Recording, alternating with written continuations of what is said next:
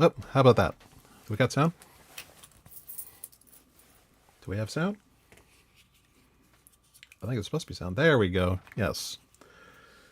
Now let me go ahead and re-say what I just said. Hello, everybody, and have a happy post-Thanksgiving. You're watching Reo TV. I am your host, Reo, jack of all fandoms, master of none. Here with our usual doodling. Hopefully everybody had a wonderful Thanksgiving yesterday. I know mine was very scrumptious, and hopefully everybody also had an equally lovely Black Friday today and found all the good stuff. For me, I got a couple DVDs and a book. It was a Gravity Falls book, so yeah, I scored. My hunt for dinosaurs continues, though. I think I'm going to be scouring Target for them. They always have pretty good sales for dinosaur toys. So, all right. Well, where are we at right now?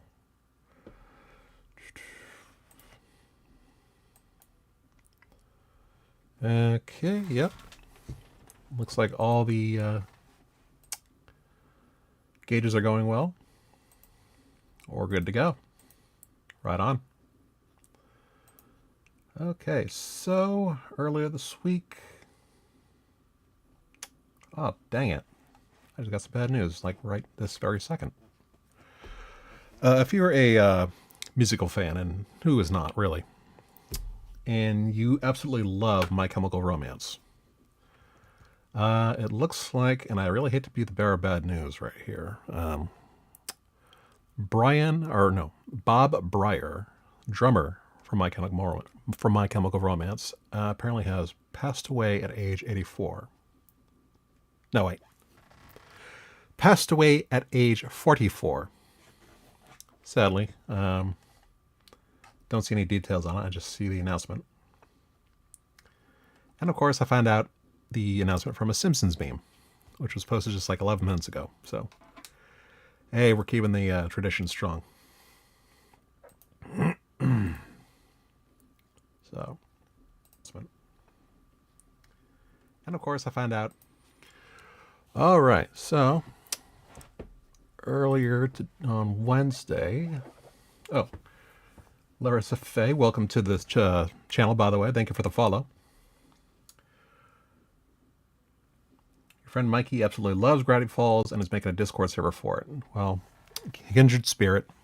Hopefully I get to meet him someday. He sounds like he's got really good taste. Yeah. So Wednesday I was working on this Zim as a grow farmer. And I did manage to get a little more put into it over the course of Thursday. Managed to get a little deck finally all drawn out and colored. Also colored in Gur. And yeah, let's continue on that one. Maestro, if you will. Cool. Let's rock and roll. So, and as quite actually a surprising number of my viewers can relate, Humboldt County front porches are often very cluttery and dirty and full of cigarette butts, apparently. I don't know, there's not one person who had a front porch with like a little shelf on it or a dresser or like an ashtray with a pile of cigarette butts. But I digress. We have all been there, right, folks? Okay, so let's see where we're at here. I think we're going to go ahead and start with some... I don't know, should I do the background or should I work on the shading? Backgrounds are always my big weakness, my Achilles heel. I am right. It's funny because it's true. And tragic.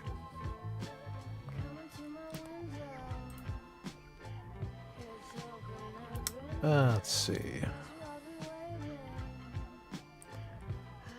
Shading, then background, because you want to see Gur's cute face. Aw. Okay, well, we'll start with Gur.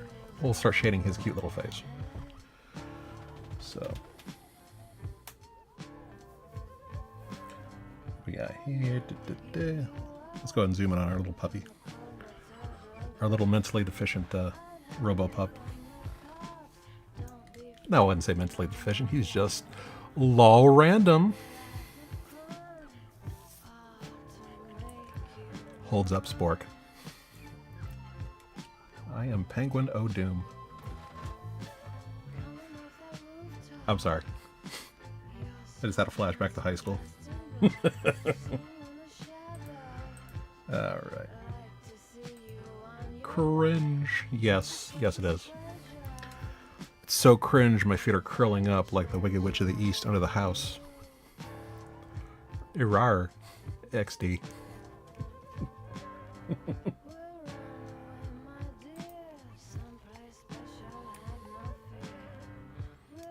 Irar. I'm a dinosaur.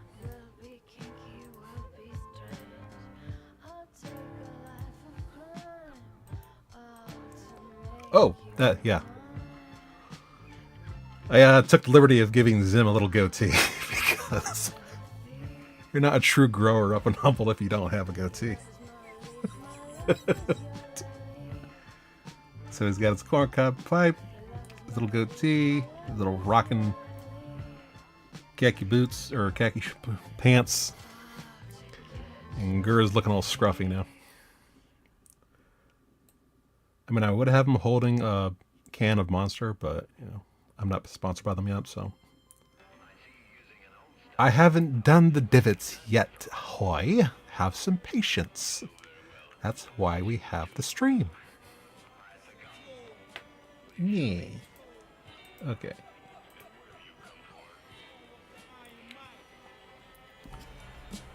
So I'm going to do my fun little thing I always like to do for making it easier to shade in stuff without overlapping. Use the magic wand. And then presto changeo, we go to select and hit invert selected area, and biggity bam.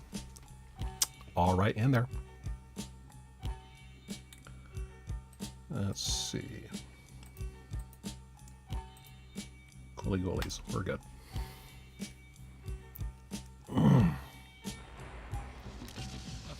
Okay, so early in the morning. So which side should they be shading? Should we shade? Zim and Gur up at like 7 a.m. on his porch. His morning smoke.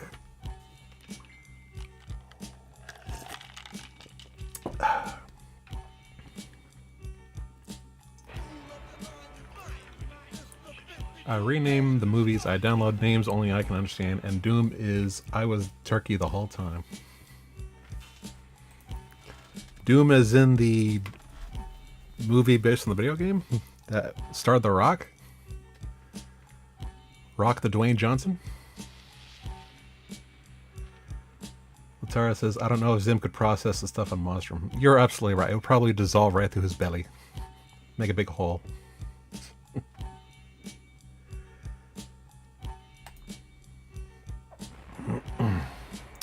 You know, Larissa, I will go to my grave saying this, but that movie is severely underrated and underappreciated. And Carl Urban makes that movie, not Rock the Dwayne Johnson. It's all about that FPS scene, baby. Love that first person scene. First person view. That really kept me in the, that kept me in the seats. You know, I was okay with it. I was thinking, this is okay. I mean, I'm not gonna watch this a second time. But then, boom, I got hit with that. Like, as soon as his character's sister injects him with the file, and you go to the first-person camera view, and it's like, okay, this was worth the $10.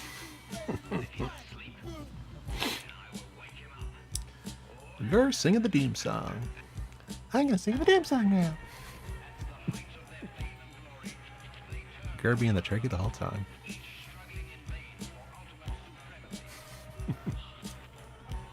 Alrighty.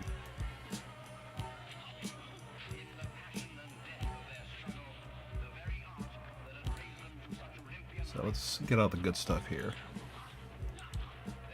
So we're gonna shade the right side to give that morning shady look. Because the sun's coming in, and Littara asks, his squeedly spooch? I believe that's 2 words. Squeedly spooch. And yes, it would dissolve right through his squeedly spooch. Poor Zim squeedly spooch. You know, Gaz has a squeedly spooch. That's a quote. Okay, don't come on me. Come down on me for that one. She said it.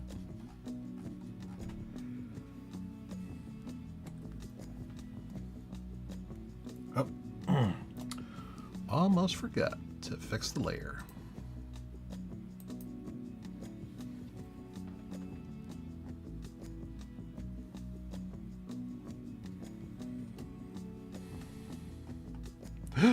Gasp. What is this?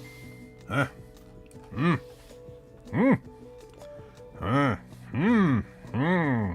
don't like that. That's not good. That's not good at all. That will not do. Not at all. Okay, there it is. Gotta fix that. We gotta fix that. Gonna go crazy if I don't.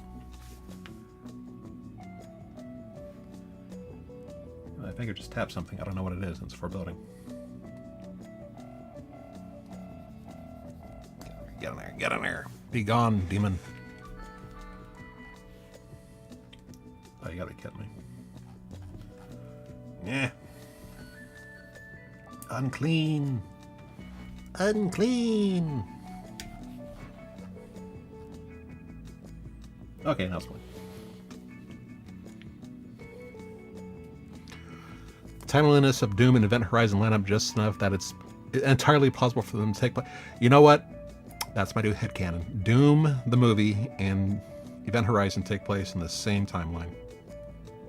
That is the best of both worlds. You can have our cake and eat it too. Event Horizon had really good psychological horror, but no monsters. Doom had really okayish, you know, alright. Okay, that looks a little bit better. Monsters, but no psychological horror. You know? It's like you got your chocolate and my peanut butter and your chocolate. Mmm. Call it Doom Horizon. Wait. That was the name of an Animal Crossing Doom crossover song.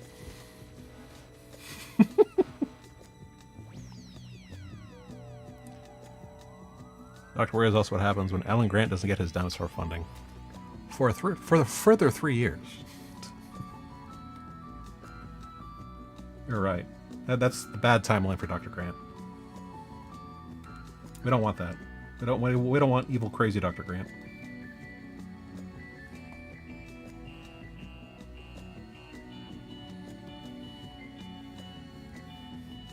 I really hope this music doesn't get us demonetized. Not that this is monetized anyway. I got an email notice the other day after my last stream saying it was some copyright notices, so they had to mute it in certain territories. So I haven't been get a strike. Haven't been given a copyright strike yet, which is nice. Knock on wood. He wants to pick up dinosaurs. Ah, so you dig up dinosaurs. Ha ha ha ha. Arr ha ha ha. Ah ha ha ha. Best laugh anybody's ever done, by the way. Ha ha ha ha. Arr ha ha ha. I would say the only other laugh that's as epic as that one is the Tim Carr laugh. Y'all know how it goes. So like, ah ha, yeah, ha.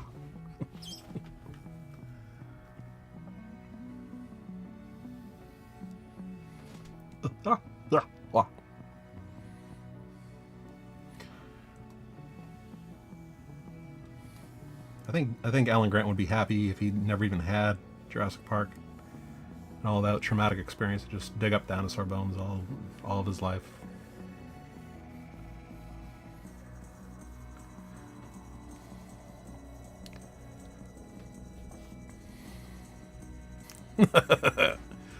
We both are ha ha ha at the same time.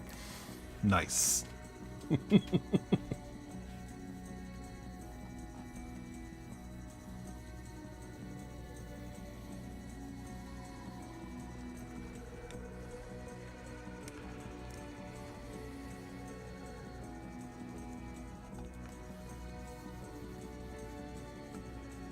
We're getting some good numbers on the channel today. I'm excited for that. Hopefully that means we're starting to gain some traction here with the channel. And we got 2 viewers over on Kick, 4 on Twitch, and nobody's watching on YouTube. But they will eventually.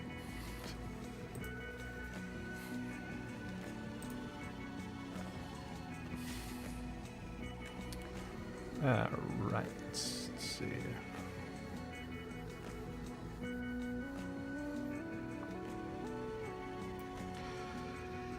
You know what's funny? I'm pretty sure I pointed this out like a year ago or something like that, but the Jurassic Park action figures. Greatest thing ever when the movie first came out. I love how they constantly just mold the action figure for Dennis Nedry. It's Wayne Knight, who's an awesome actor, but he is definitely not a svelte, muscular man. And like this first action figure was this really thin, suave-looking dude with dark sunglasses on and a gas mask, and he had dino damage because, you know, the Dilophosaur kicked his ass because Dilophosaur's goat. So his arm pops off. That was just like his battle damage feature. And I regret never having a Dennis Nedry action figure. But also, the newer Jurassic Park toys, because they've been just making a ton of them now.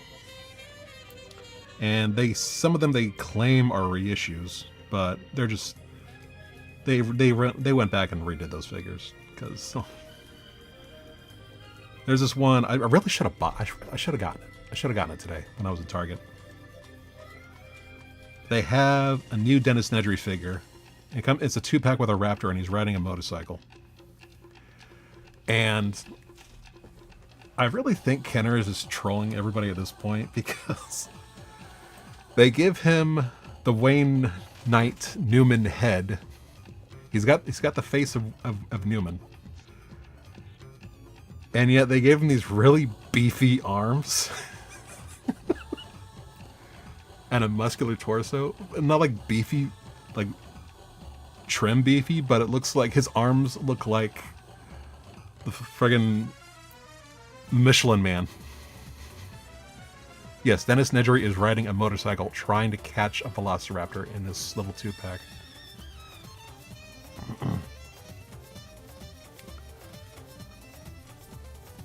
Doesn't have the Jeep. He has a motorcycle with a net, like a net catcher thingy, chasing a random velociraptor because, you know, that's what he did in the movie. Because Dennis Nedry is so fearless and he wants to get all those dinosaurs and collect them all. Gotta catch them all, kids.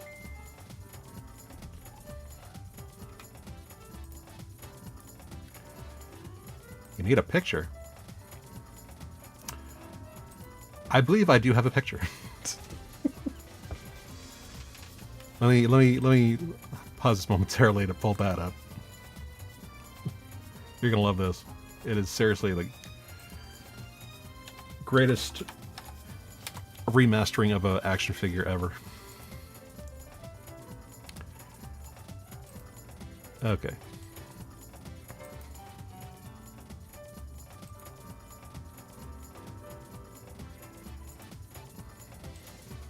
Because this is seriously just I probably should go back there tomorrow and get it, just because it was only $7 over there.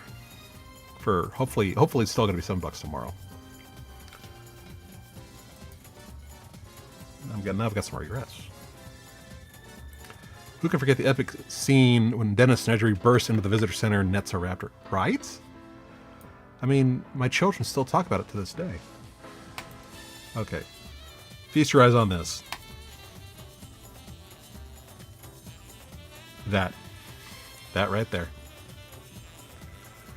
That's the new Dennis Nedry, the 1993 classic Dennis Nedry. Chasing a very dangerous velociraptor. Riding a capture claw. It was a capture claw, not a net. With a shooting missile. And he's got like a friggin' gas mask connected to a flamethrower. But man, look at those guns.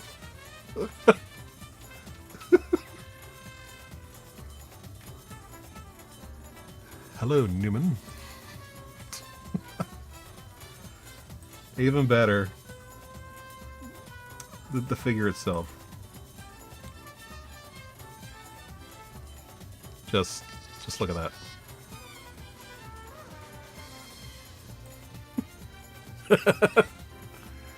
You're speechless, I know. It's a natural reaction to a body so epically well chiseled and perfect.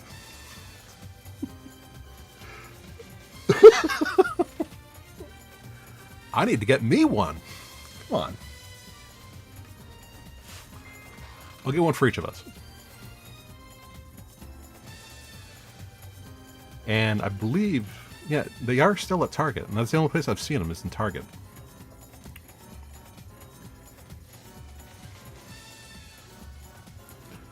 You know what I'm doing tomorrow? Sitting in a fetal position in bed and crying. But that too. I mean, I wouldn't even take it out of the box. You know, just, you can't ruin perfection like that.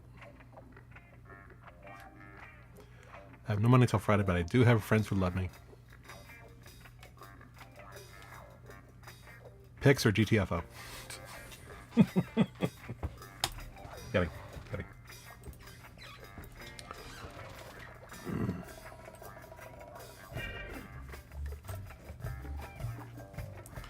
You do have friends who love you, and who still actually owe you some gifts from earlier this year and last year.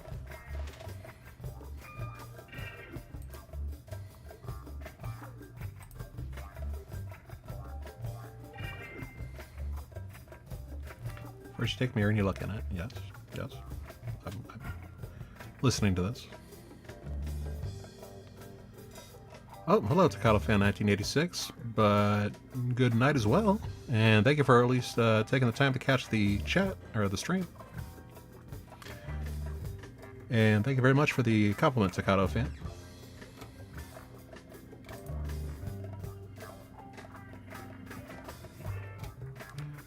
I have no memory of being owed gifts.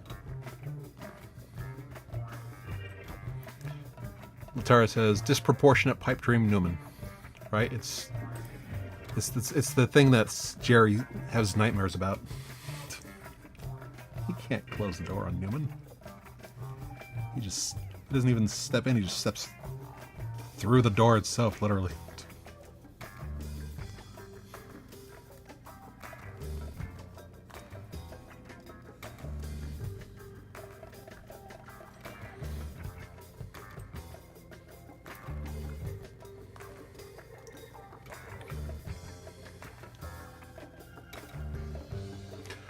But yes, thank you for checking out the stream again, Takato Fan. Well, I hope you are able to catch the next one.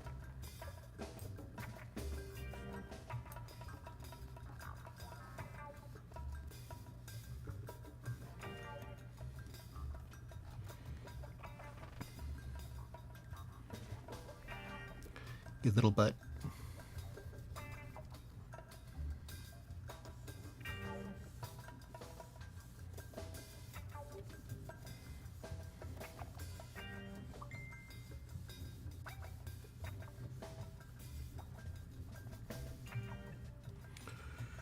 Burp coming. Pardon me. Had a leftover sandwich. Turkey Thanksgiving leftover sandwich. You know how it is.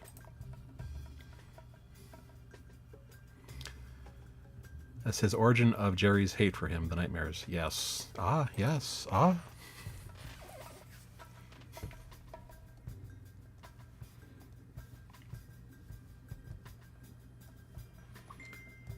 There it is. Can't hide his utter disdain. Is it utter disdain or is it just jealousy of such perfection?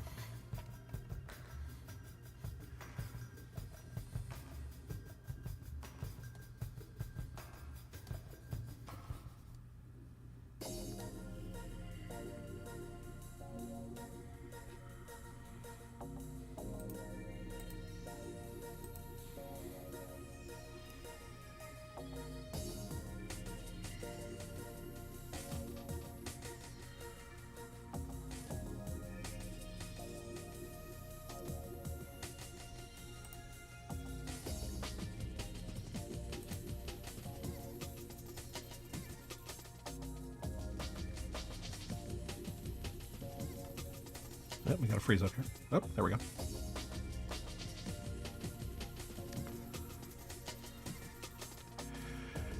You know, sometimes I wish they took the 1990s and 1980s violent action movie route and made a Jurassic Park animated series. Because it would have been so easy. So easy to do that.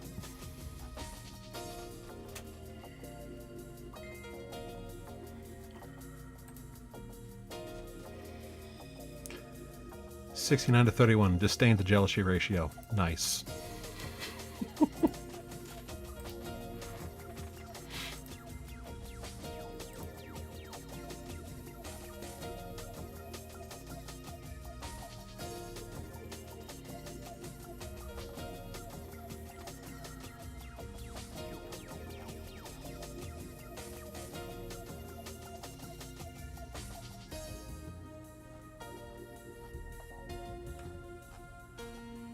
Yeah, put some more shit on his little tummy there.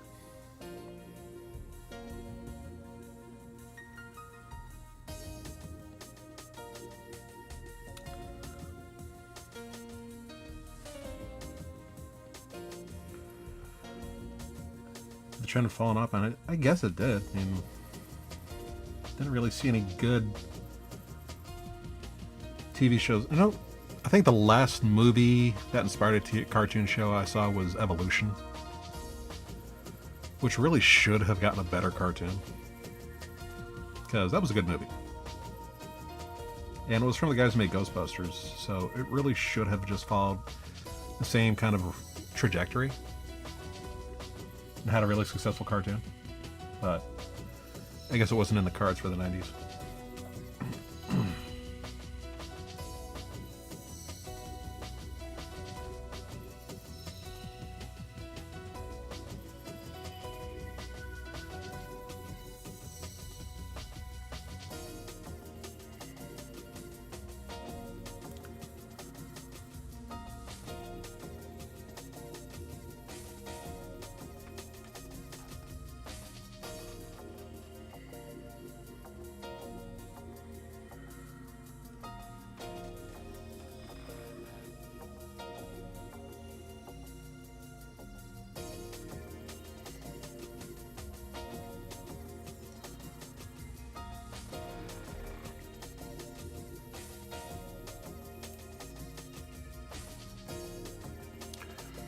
Oh, I would totally watch Jurassic Park 90s anime.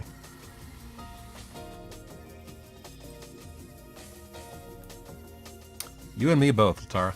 You and I both.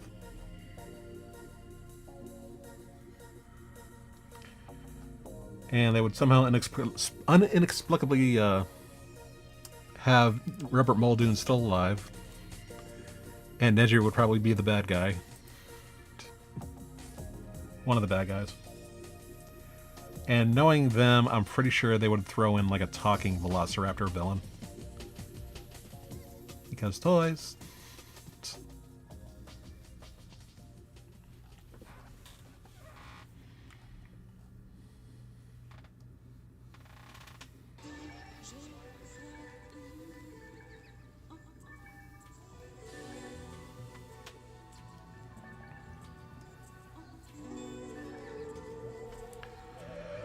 Weep for what we could have had, right?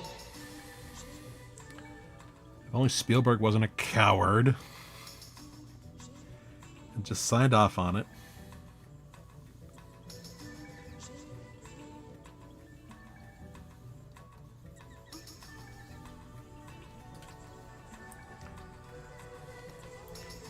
You know what I really do wish that they pulled the trigger on for making a cartoon out of was Aliens. That would have been... Oh god, I would have watched the shit out of an Aliens cartoon, seriously. They had the action figures, they had the lore, but they never did nothing with it. I mean, they just let it sit there until they just wanted to make more movies, and then just, brother,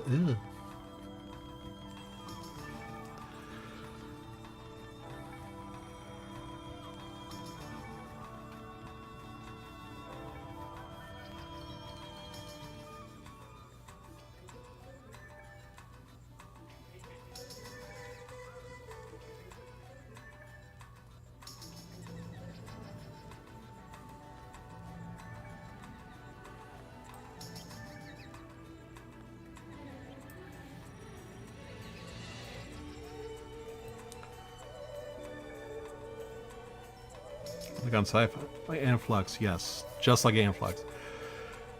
You know something, though? Aeon Flux is just too friggin' weird for me. Like, even for me. Throws you knowing that brother made out of Muslim Twitter, right? It's amazing that anything made it out of Twitter.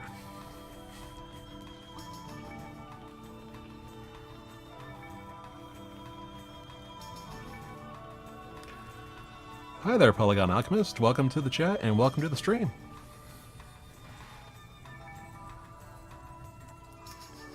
Glad to see so many new faces around here today. It's exciting.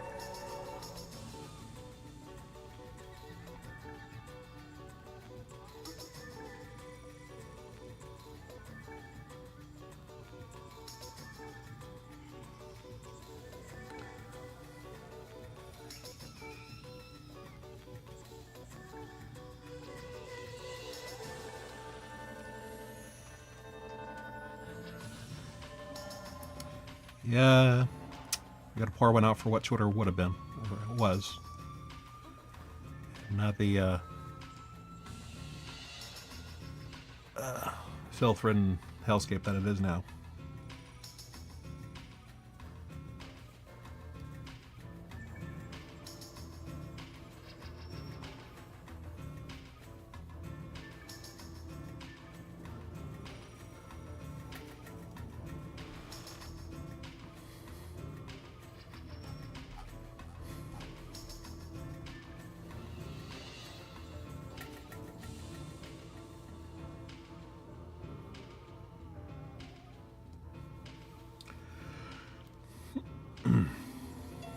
Yeah, I already nuked my account over there on Twitter.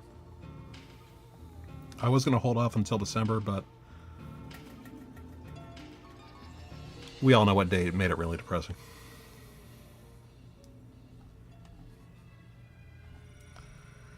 And after that, I just really couldn't stick with the vibe.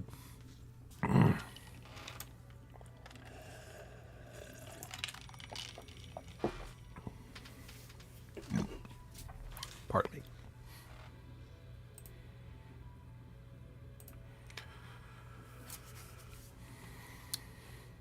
Very aptly put, Polygon. The worst unwashed musk is what reeks Twitter.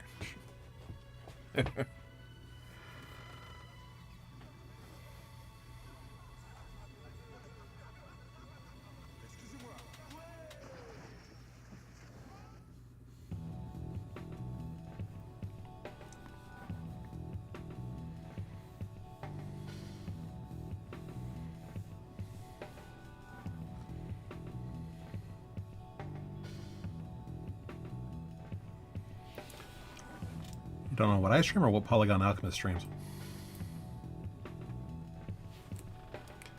Because I'm pretty sure what I'm streaming right now is what I stream.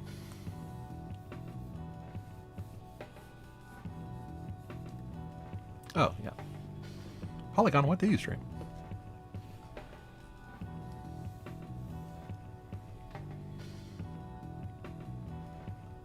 Maybe. Oh, hlah, hlah.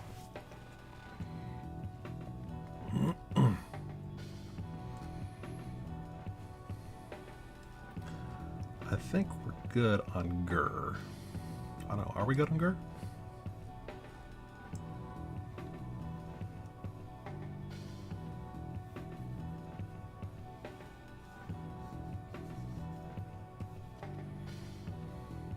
Ah.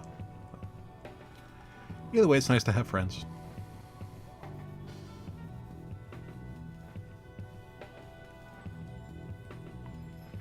His tongue does have a little shading, yes. Yes, it does. Maybe we should shade a little more since it is that kind of a light source.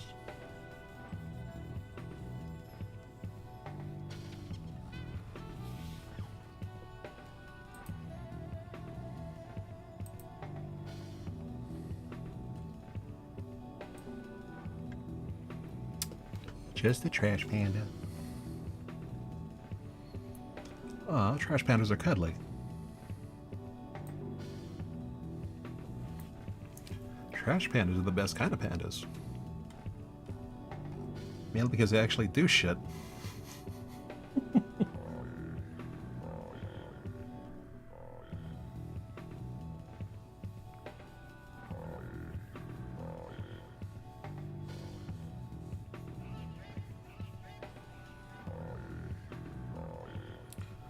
Who doesn't love trash pans? Probably the trash.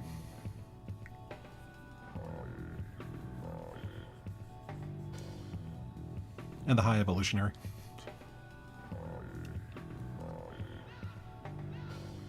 Oh, red pandas are awesome.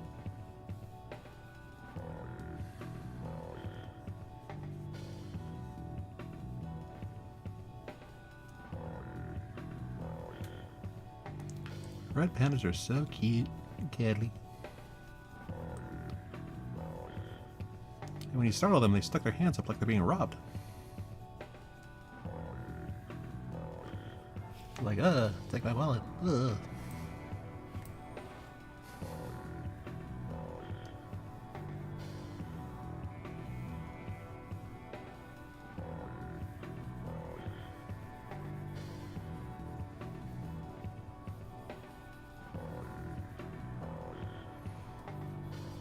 Red pandas or pumpkin spice. Okay, I'm using that term now. Raccoons are trash pandas. Red pandas are pumpkin spice. Pumpkin spice raccoons. Yes, we got equivalent exchange. It's perfect. You heard it here, folks. You heard it here first, folks. We're officially dubbing red pandas as pumpkin spice raccoons. It's official now. It's legal. It's written in stone. Can't take it back.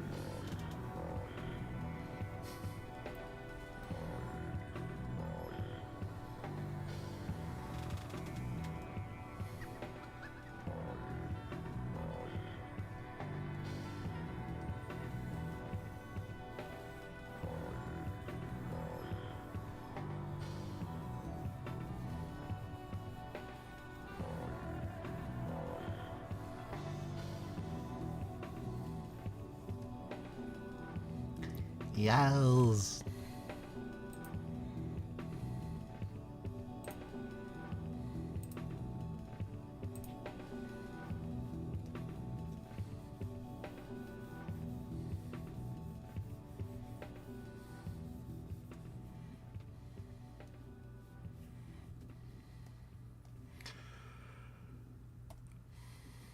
I know this is a dumb question, but I know pretty much most people watching are my age, so. Which camp were you in high school? Were you the Invader Zim Low Random camp, or were you part of the anime otaku camp? I kind of bounce back and forth between the both of them.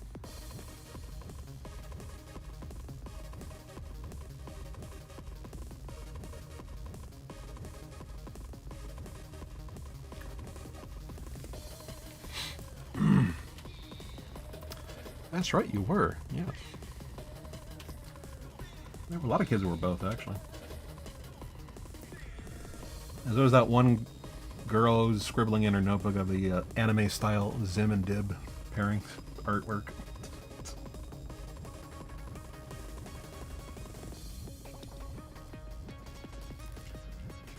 One day, Jonen's gonna make a canon. We definitely accept both, yes.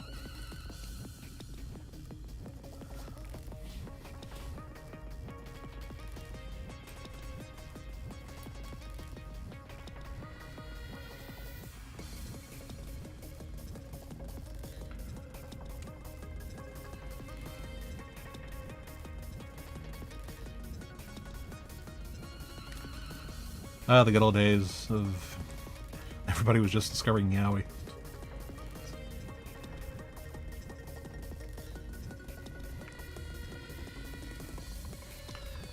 Parents were like, yaoi, what's that? Oh.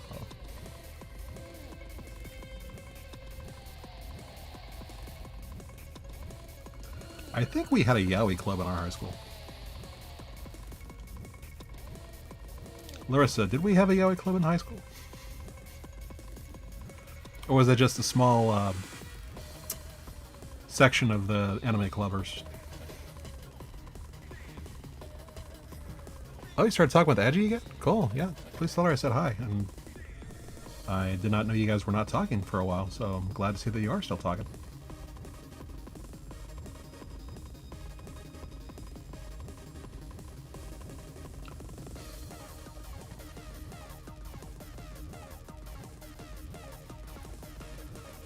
Smaller group of weirdos than we already had. It was a small group of weirdos inside the small group of small group of weirdos.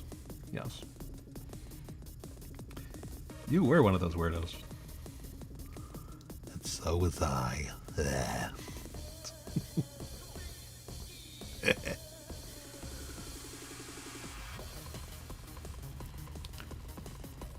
Which is funny because if it weren't for yaoi, I would not know how to properly draw hands.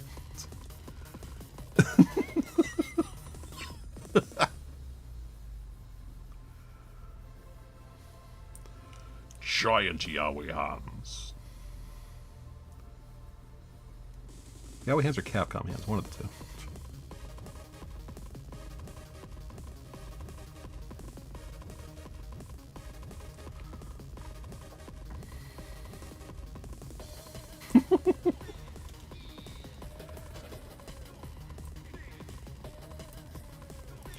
Well, I learned how to draw some kind of limbs from yaoi, yes.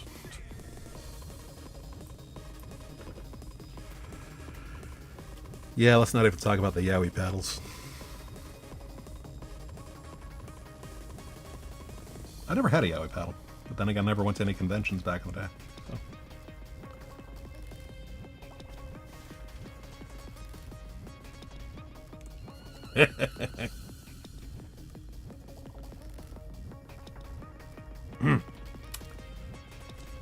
Anyway.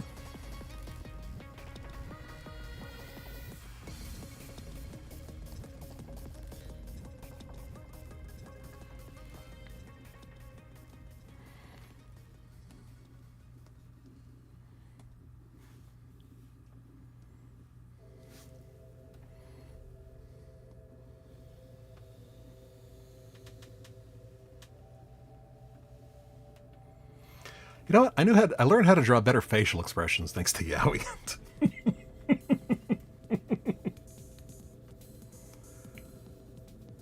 I never said they were perfect, but I got a little bit better. I'll just say that.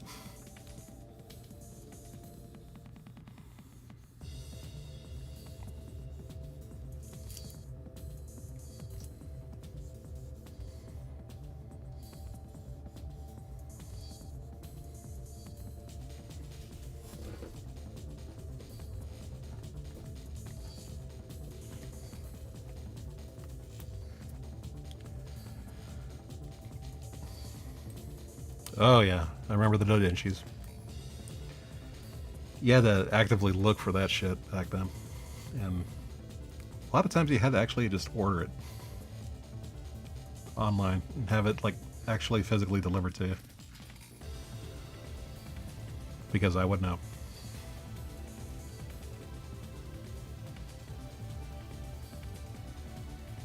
Yes, the oh, I can't believe it look.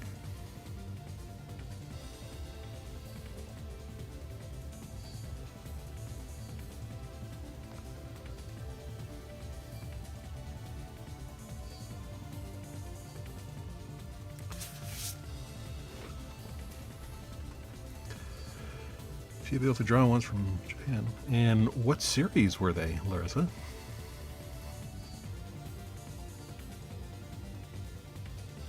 What were these beautifully drawn yaoi doujinshis based on? Of course, Gundam Wing. Another one of Quattro and the Camel. Yes, I remember that one.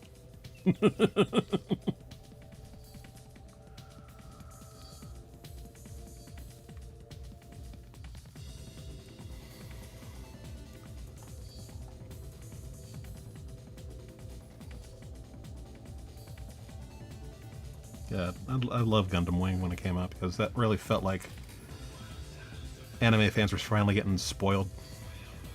It felt like not something they would actually air on the US, but they did. Right? And it had Scott McNeil on there too.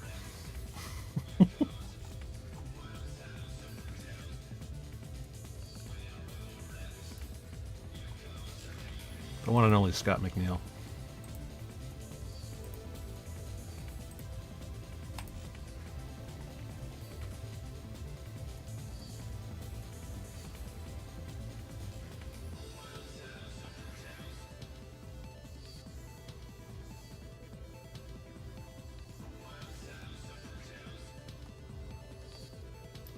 Like I say, we were eating good in high school when it came to anime, weren't we? We had Gundam Wing, we had Digimon, we had Digimon, Gundam Wing.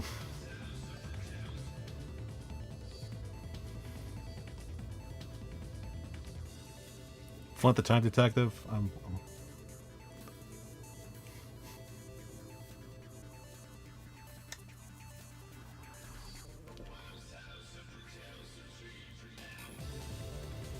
Trigon was also the big one.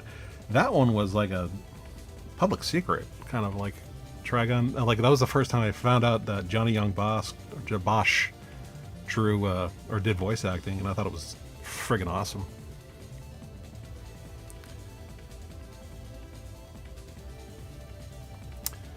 Mailing lists. I miss mailing lists. That was the best kind of social media that we should have kept with.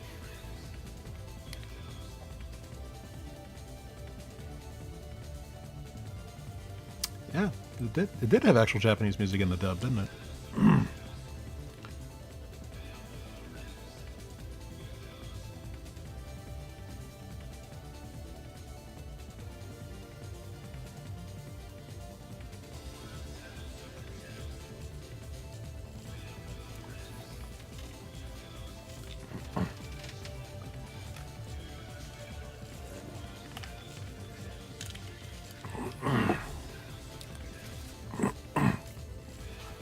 Remember when we first watched Trigon was in like a little watch party.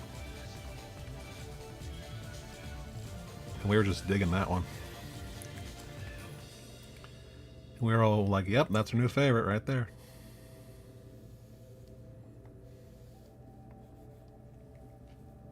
Oh, right.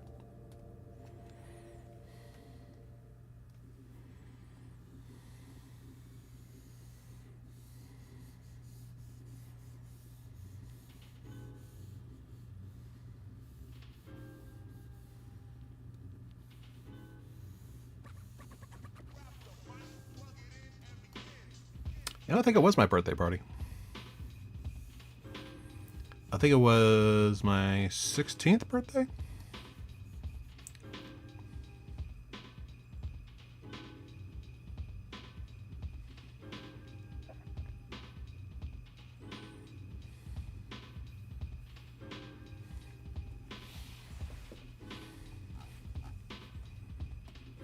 Man, those are rad times. And now nobody comes to my birthday parties.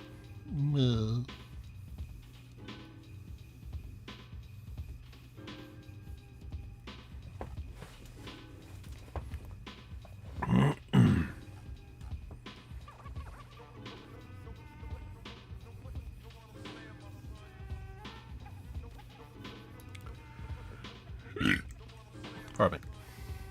Oh, thank you, Larissa.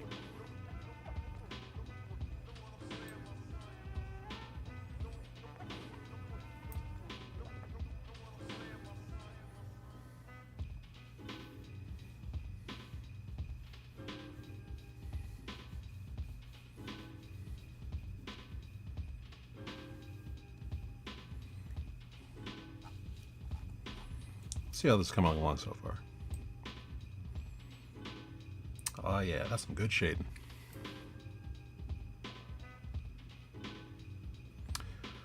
Was that Digimon Try or was that the Kazunas?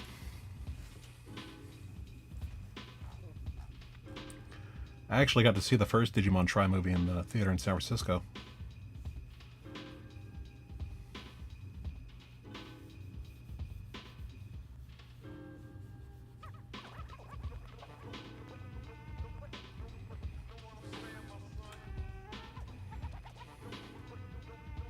Oh, nice. I totally forgot they had one in the theaters. Wasn't able to catch it, but then again, I never actually finished the Try series either, so I felt like I was being a... If I skipped ahead to the Kazuna movies, I'd be cheating. Yes, we did see Princess Mononoke in theaters. Crest Theater, Sacramento, Downtown Plaza. Where I tried to ice skate. Horribly, I might add.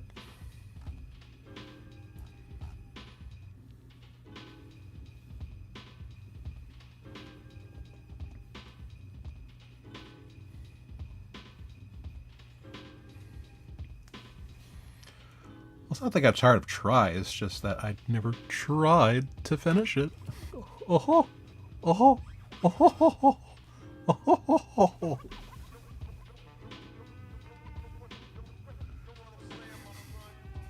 Sorry.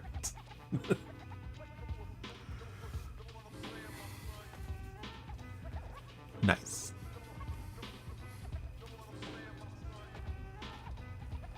I'll be here all week, folks. Try the veil.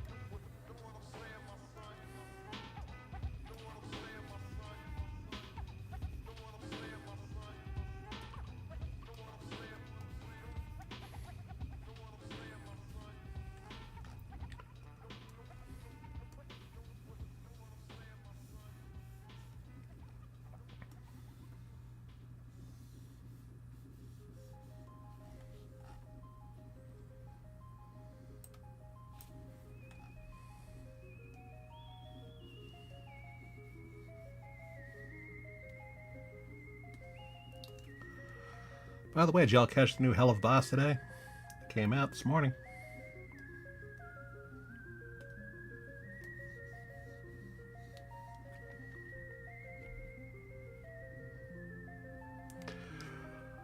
Well, Tamers is another thing completely. And not like they have to strictly stick to that one particular guy's writing.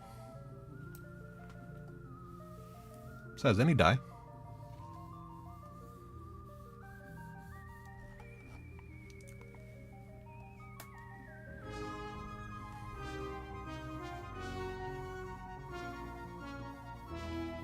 Or am I thinking of the other guy?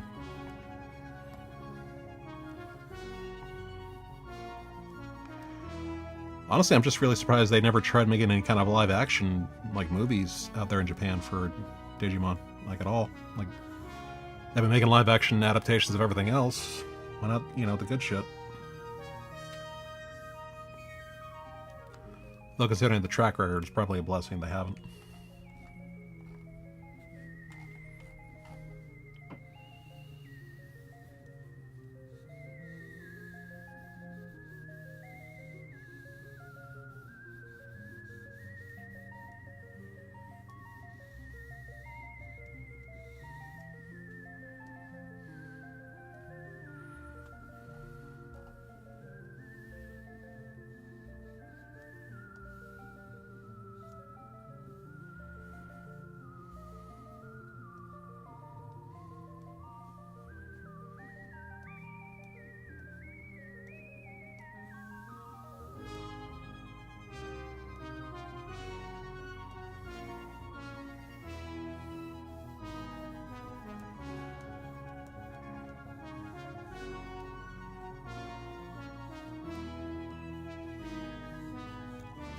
really dig this music. I don't know if you guys can hear it, but it's pretty epic.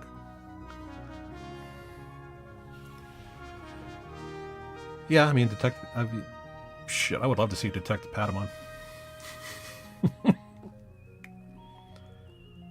They'll probably cast him as Dane Cook just to compete with Detective Pikachu.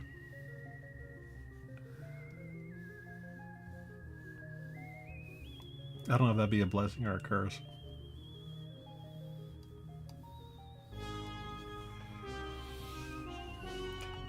You know, Detective Pikachu is the only Pokemon property I've ever actually watched.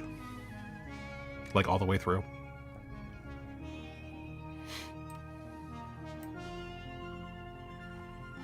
And you can thank Ryan Reynolds for that. So.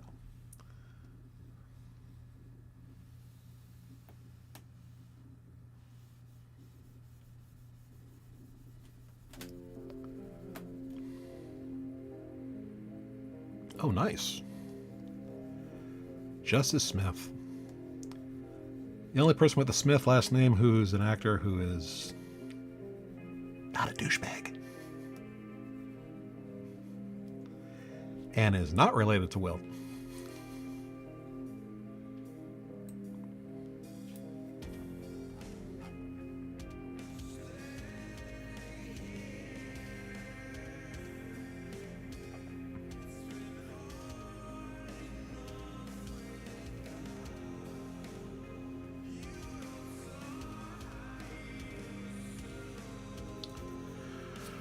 God, if only Nintendo actually cooperated with anybody,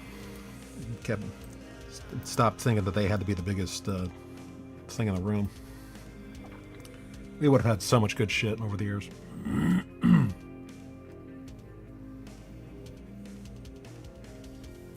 Like a Nintendo PlayStation.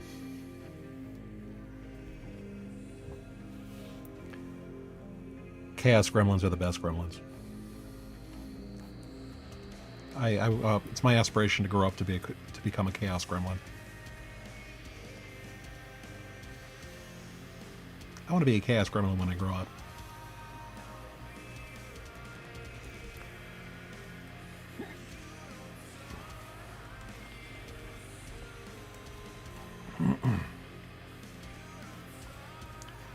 After I'm done with this, maybe I should draw Dib as a trimmer.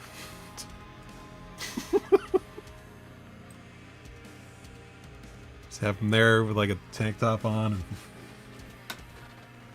little greased up fingers from the resin. Little backpack full of leaves.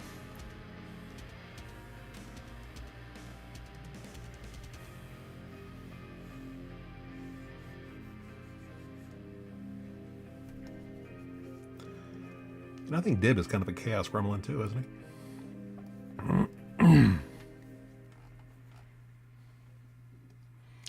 Not as much a Chaos Gremlin as Zim, but, Gremlin nonetheless.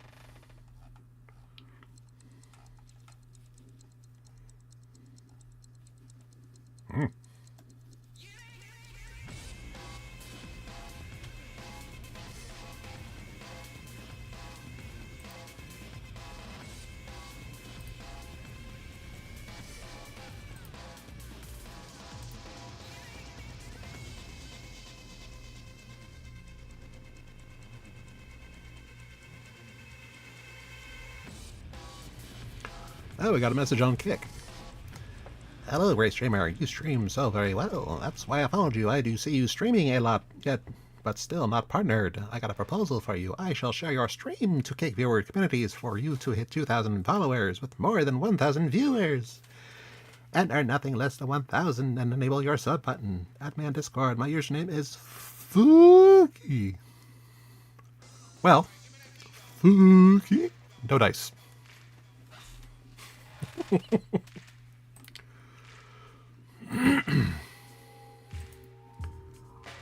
Although, shout out to Fooky for the attempt.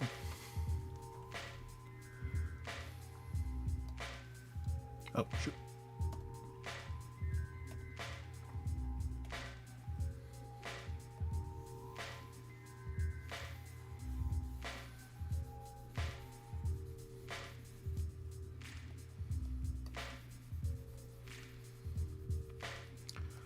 Well, if it's Kick, they probably do.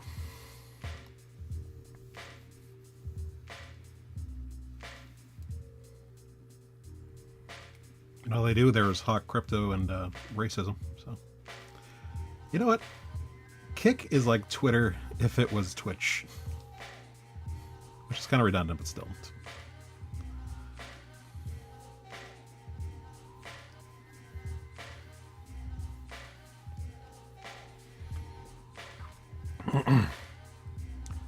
Your fic had potential. Are they attempt? Were they? How do you monetize a fanfic?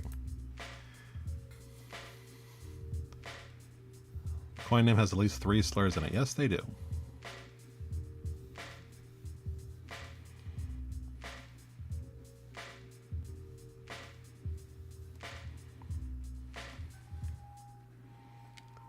Some which they just made up on the fly, and they already stuck. 100,000 words, 10,000 likes, 500 comments. More than, oh, definitely more than potential, yes. Was it the Cotro and Camel fic?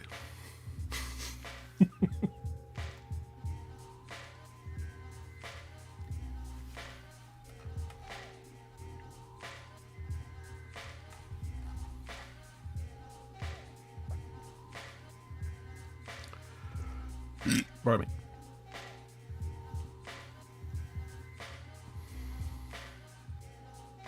You didn't? I think that was somebody else.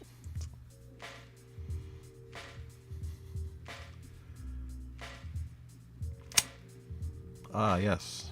She whose name I will never utter. Yeah, probably.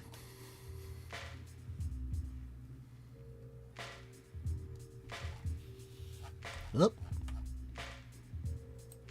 I would believe it.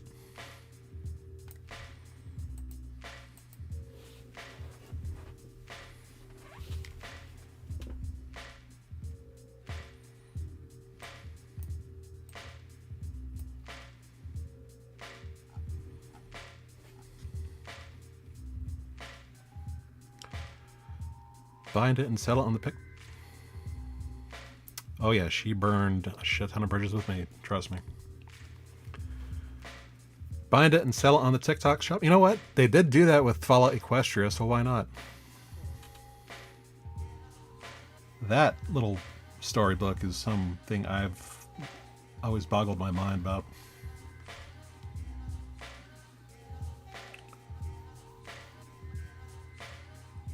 Also, I think she burned pretty much all the bridges in the club.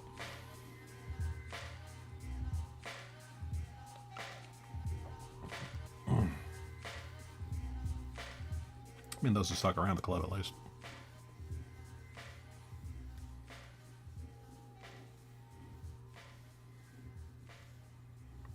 Her bro was still cool last time I saw him, though.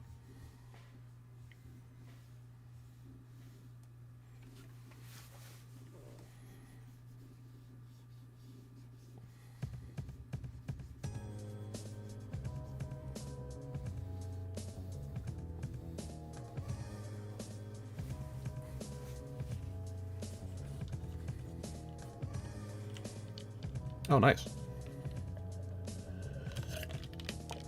Yeah, I believe the term for fanfic commissions is per word, right?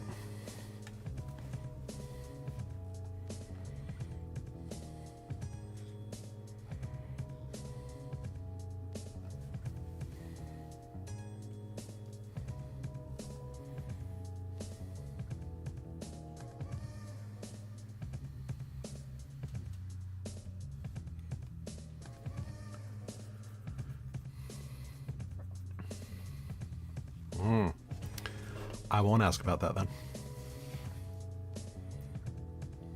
Unless you ever want to tell it yourself. So I will never push. Yeah, I've known a few people who've actually made some pretty good bank on fanfics for commissions. I never got one myself. I almost had one, but right when I was about to get started on it, my computer got hit with a virus and we had to reboot the entire thing. This was, of course, back in high school.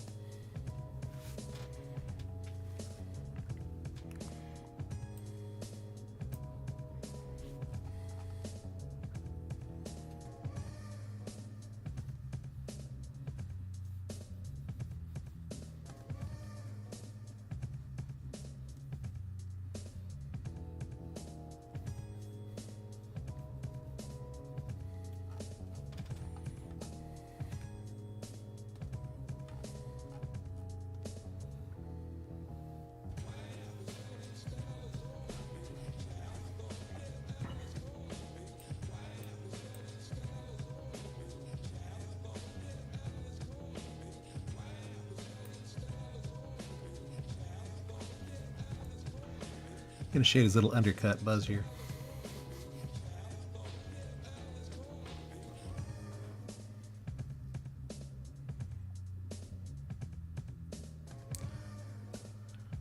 Ooh. Okay, yeah.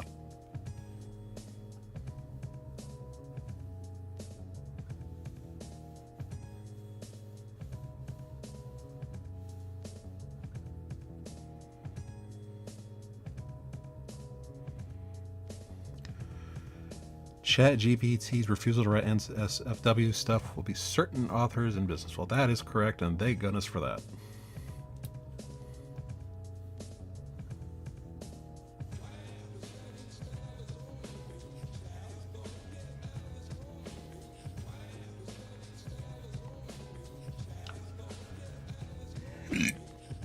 Pardon me. Drinking a lot of Sprite today.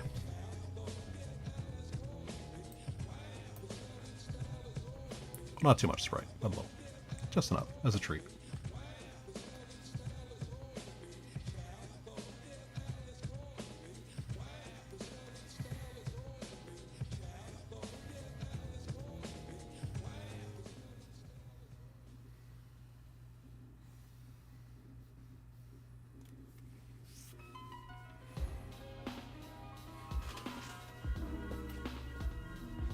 I know, right?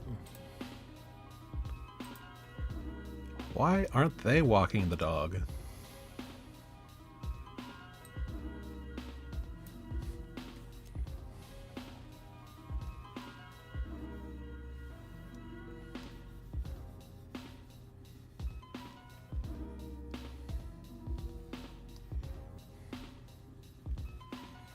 It is absolutely ass backwards.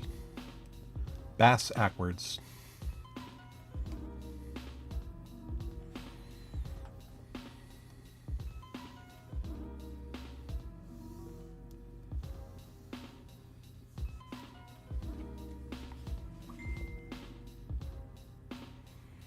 Oh, you okay?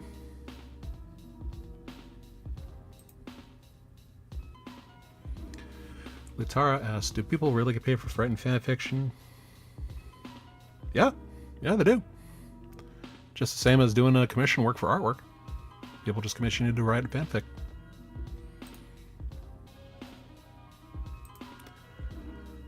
Serious as schnitzel. People do it.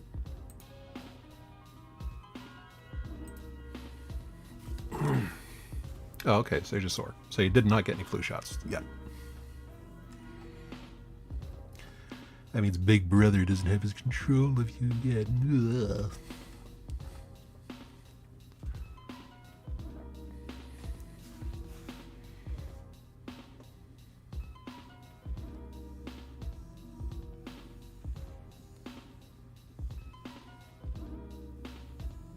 Sounds like GPT is pretty vanilla. Like Magilla, the gorilla. In Manila. But can it write such classics as, "No, John, you are the zombies," and then John was dead. The end.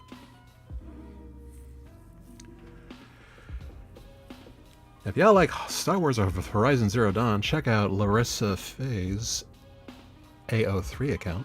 Same name. Hit her up for a commission, please. She is poor. Well, Larissa, you're in good company because we're all poor.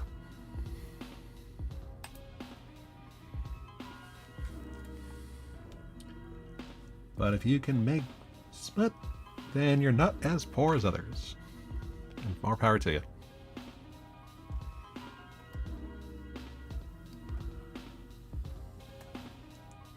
I mean, as far as I know, I'm poor. But I'm rich in spirit. Maybe the real wealth was the friends we made along the way.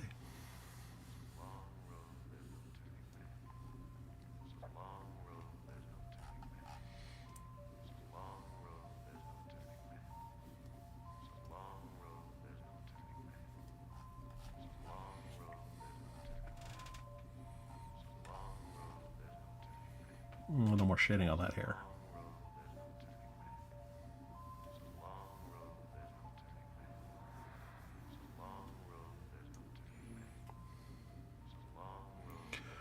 So what kind of Star Wars fanfics do you do, Larsa?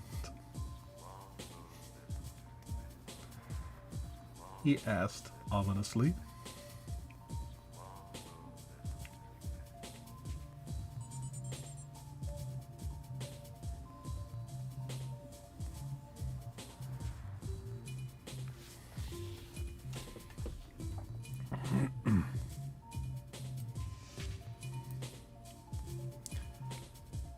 Chiss. Scented ones. Ah. Indeed.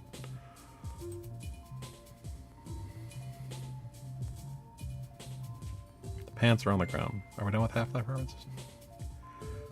I should draw Gordon Freeman sometime. Yes, Futara.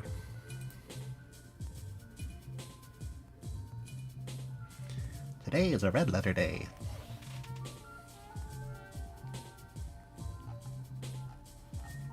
Pick up that one. Pick it up. Oh. Pick up that gun. But don't trash.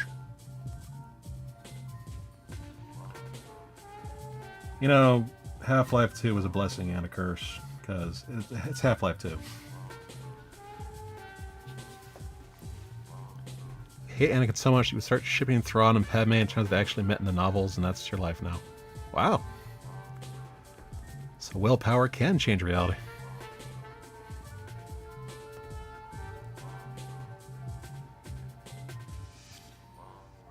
Well, I mean, it is furry AI, so I'm sure they have tons of images to reference from.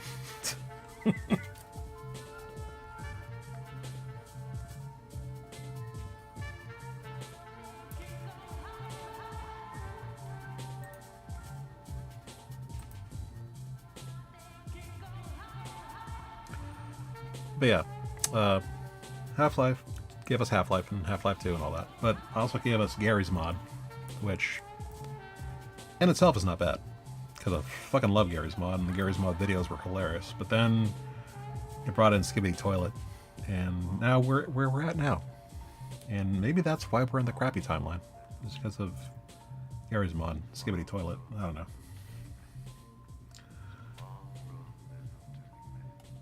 Maybe I'm just acting out. Okay, Hoy, here's your divots for your corncob pipe.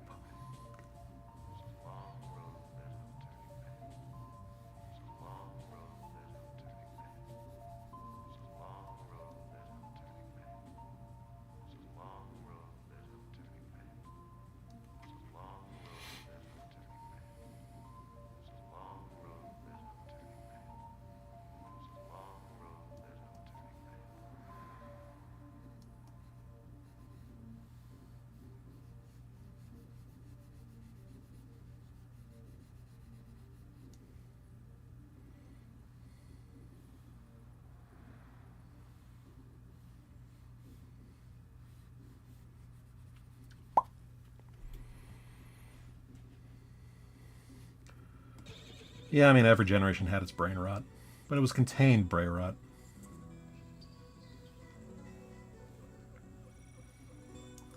None of us dare speak about Newgrounds outside of the high school class, or try to reference it.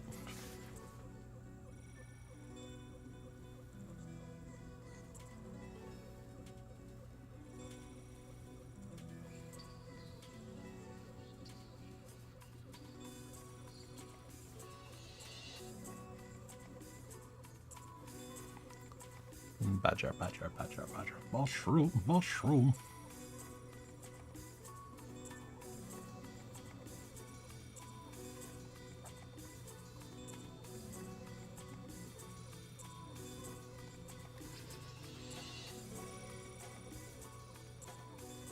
Her version that was like Potter.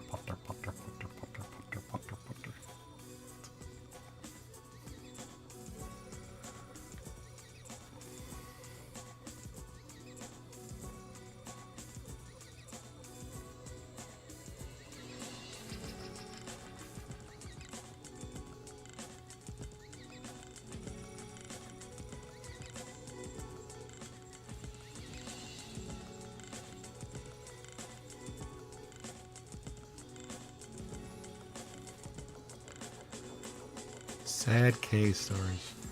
Or sad case stories, or is it sad cat stories? I can't tell.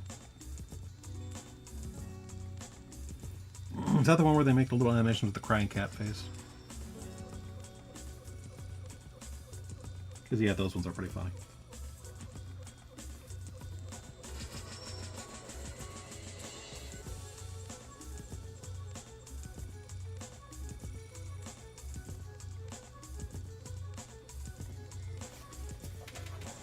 Sad cat. Oh, okay. See, now it's a corncob pipe.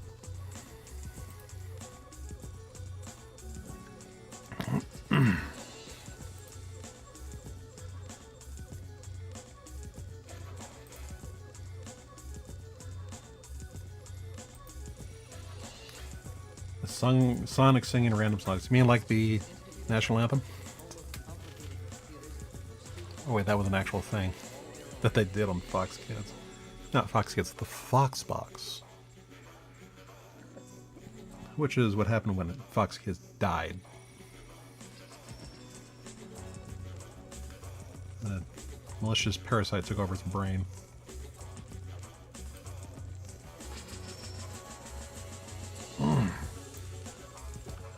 Alright, let's see where we're at so far here.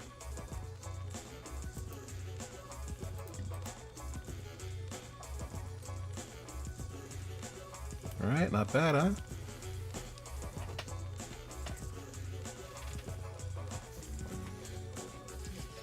I'm pretty sure it was Fox. I think at that point, Kids WB merged with Fox and became like the Box or something like that. I forget.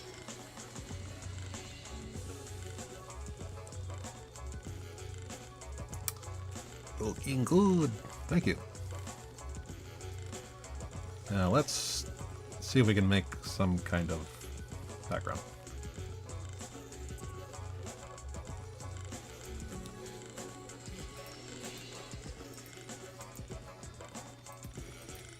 Alright. Is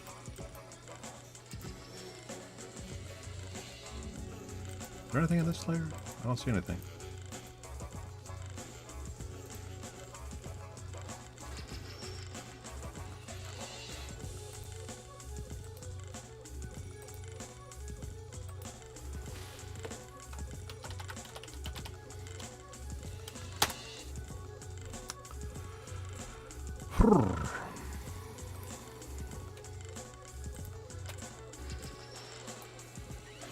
Oh, nope, can't do that.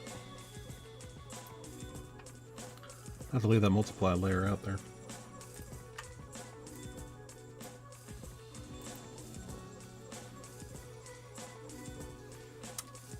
Alright, let's see where we're at.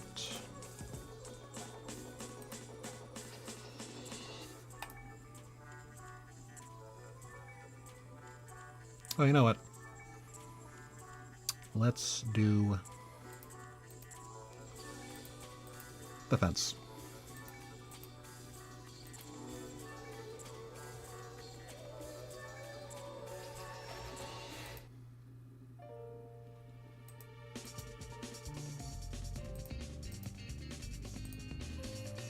Okay, now.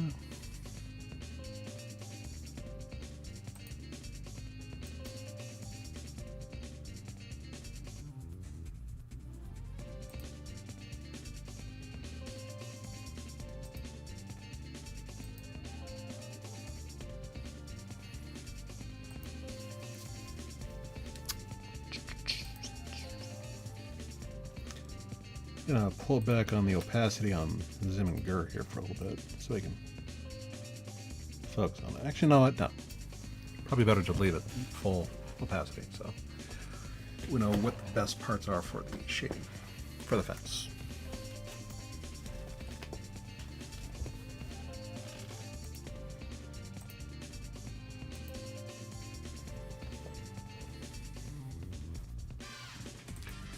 You know, Monday, next stream, I'm going to conquer my demons and get back to that Yo Lee drawing. I think I really owe it to everybody. And honestly, if I don't, too, I got to wear the punishment hat. And I don't like the punishment hat.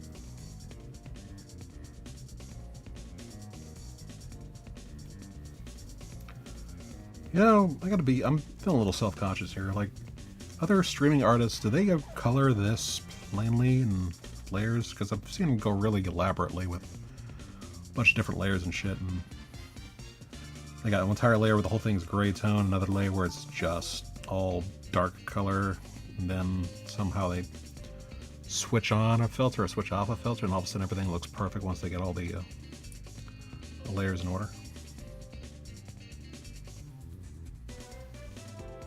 I mean, I'm doing okay right here.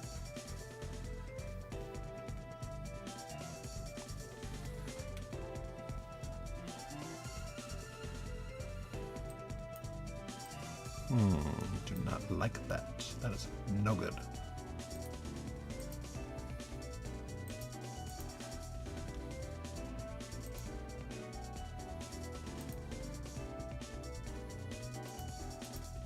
There you are. Oh.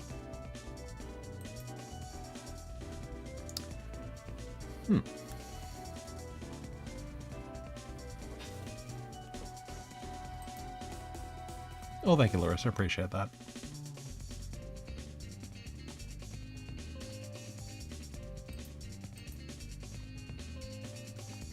Crap, now where's the line art?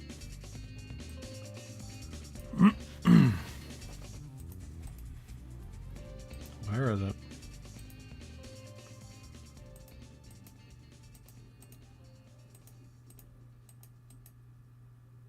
Aha, gotcha.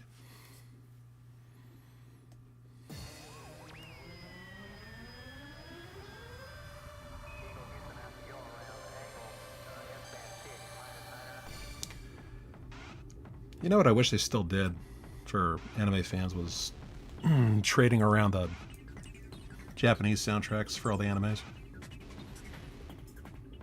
That was always cool. I mean, it's good that we have like better access to it nowadays, but it just felt more, you know, kind of I don't know how to put it, like satisfying to track down all the songs for that one show that you like and burn them all to a CD, and you're the only one who has it, and so you're rocking it out. That's just me.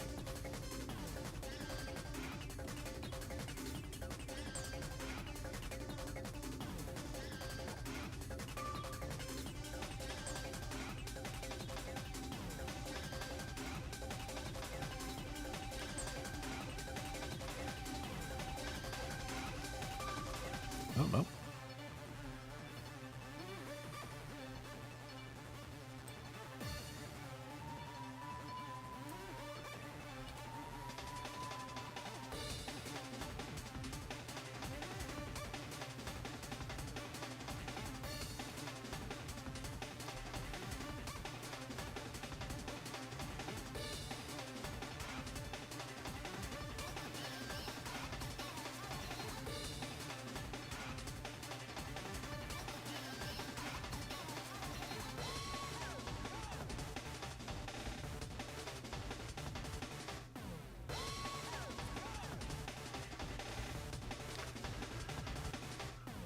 Yeah, take that, you fence.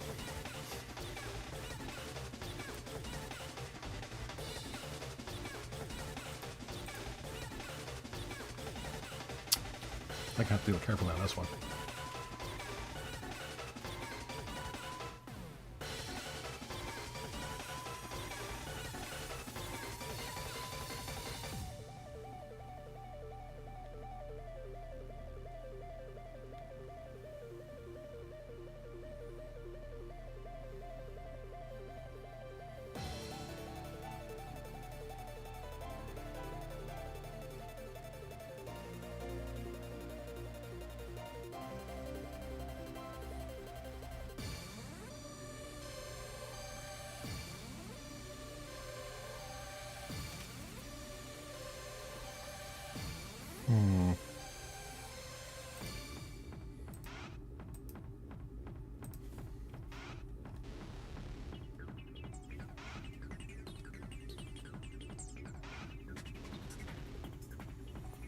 Almost slipped past me.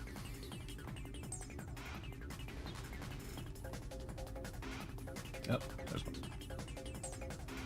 Yeah.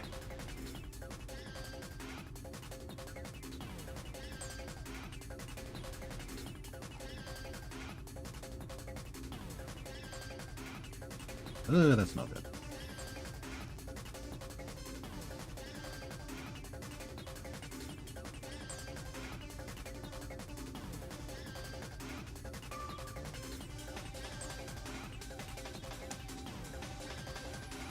By the way, silly question. Any all horror fans in the crowd tonight?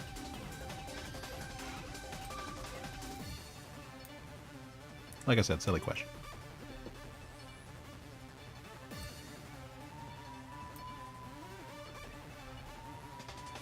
Great. Because I made a really friggin' awesome discovery last night on YouTube. Somebody put up this movie from the 1980s called Street Trash. And it is like one of the grungiest, dirtiest, like grossest, icky, gooey movies I've ever seen in my entire life. And it's so awesome for that.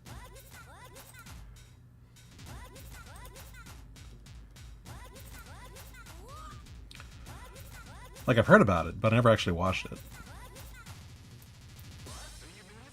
It's like really good body horror. Like, if you've watched The Substance, I think it kind of goes more extreme than that.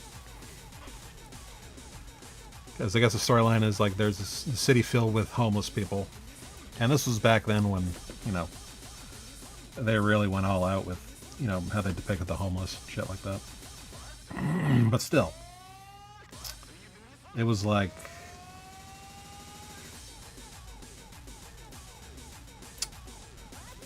so there's all these homeless people that hang around this liquor store. And the guy who owns the liquor store was running out of stuff to sell to the homeless people. And then he's looking in his basement, I guess, and he finds like a hidden stash inside the walls. And it's filled with all these liquor bottles from like the 1920s. And so he starts selling them to the homeless people for like $1 each to, you know, make a quick buck.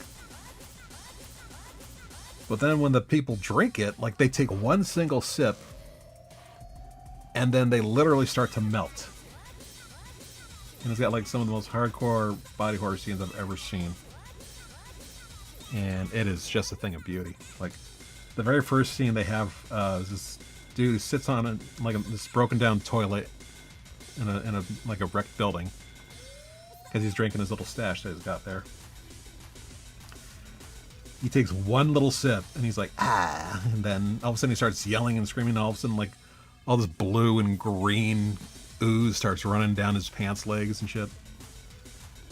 And he starts screaming. Now he's got like green foam coming out of his mouth. And his like skin melts off, but it's all like blue liquid or blue ooze. And he melts into the toilet. Like he melts so much he goes into the toilet. And then the last thing that's left of him is like this puddle with a face that like sticks out of the toilet. It is so fucking, it's beautiful. It's chef's kiss as far as horror, body horror. Like it wasn't even CG. It was, you know, the old school style of, you know, conventional effects, you know. It was so good. It was just mwah. And that's just the first scene. That's the first scene of the entire practical effects. Yes, that was the very first practical effects scene. I think there was like 5 more or something like that. And the next one after that one was this hobo who was like on like a fire escape. He's like stereotypically sleeping on the fire escape, and he's like talking to a cat. And he's like, "Hey, Mr. Kitty, let's have a drink." And he barely takes a sip, and they don't actually show his body, you know, his face or anything like that, but you see the cat looking at him, and then all this yellow gunk starts dripping down the fire escape onto the ground. And there's a shot of his feet next to the cat, and then like one of the and he's got like his socks on, these gnarly socks, and then one of the socks, his ends pops, and like more yellow gunk starts oozing out of it. The cat's fine, by the way. The cat The cat is good. The cat is good. That's the main thing. But then there's like this businessman walking underneath it, and then he looks up and he notices it and like gets all over his face and he's like, ah! And he starts running around screaming and like his face gets burnt off. Like, goddamn.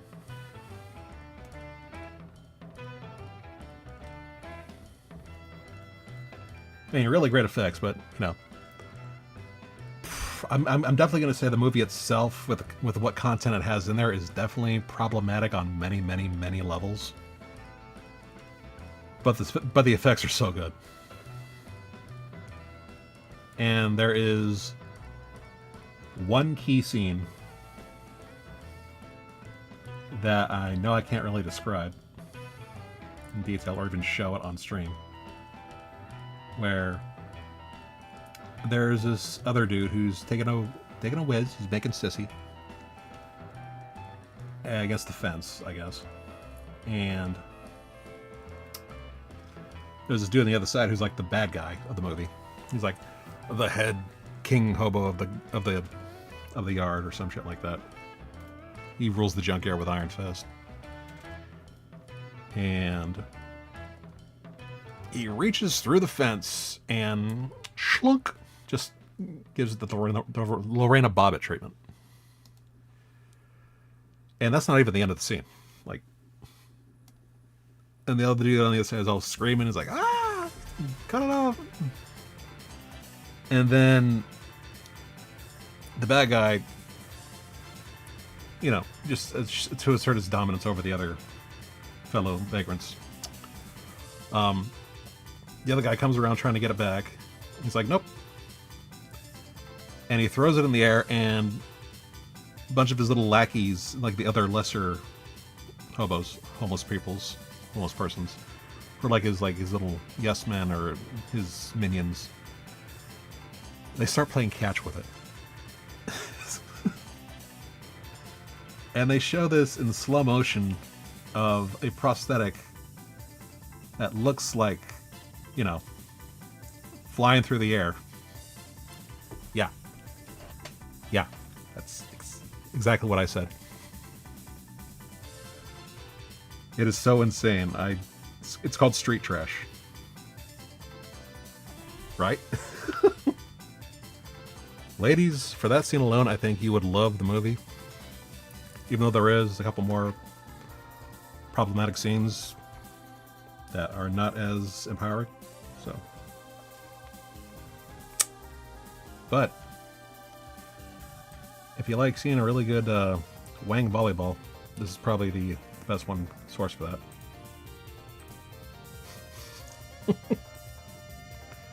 It really is. Oh, and there's like this big fat guy who, he has a scene where he drinks from the tainted bottle and he starts blowing up and he explodes. And I guess the production team, like a little trivia I found out behind the scenes, they only had one sponsor for the entire movie because nobody else wanted to touch it because they read the script. And it was this, I guess, this snack cake company or something. And so they gave them a whole bunch of boxes and boxes and boxes of their snack cakes for use in the film. And so for the guy exploding, they just stuffed him full of all the excess snack cakes that they got from the company. So, if that's not an endorsement, I don't know what is. Yeah, like I said, it's probably, I would rank it up there with like Tokyo Gore Police and really pretty much anything that not David Lynch. Shoot, what's his name? Did Videodrome? David Cronenberg, yeah. Pretty much any movie from David Cronenberg and Tokyo Gore Police and The Beast Within, which is another great 80s body horror movie. It's definitely in the top 10 as far as practical effects and gunk. The gunky kind of practical effects. Those are the good kind. The 80s slime, as I like to call it.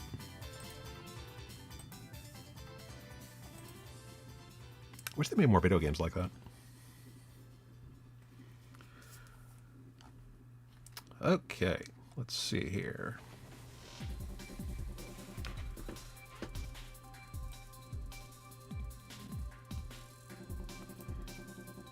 Yeah, the movie's called Street Trash. I think it's like 1987. And somebody put up the entire whole movie up on YouTube.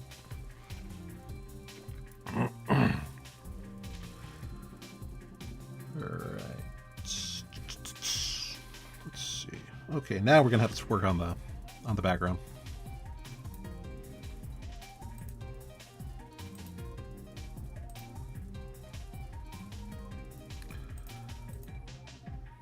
Boop, boop, boop.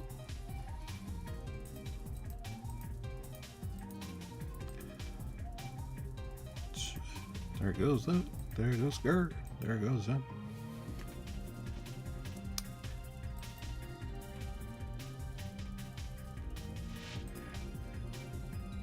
Okay, so.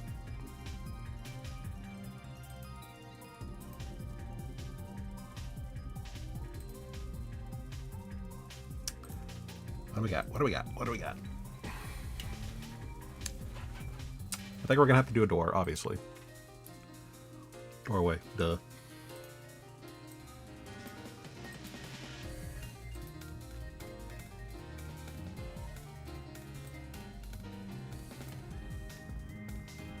Actually, let me see. You know what? Let's give him a little awning.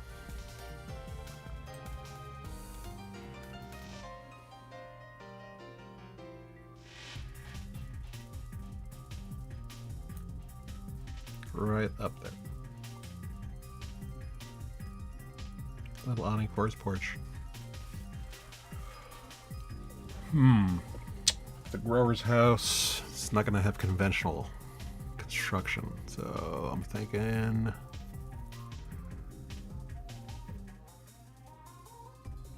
Oh, you know which houses I'm talking about. That riveted plastic, or that divoted plastic, I guess. That ugly green. You know the one.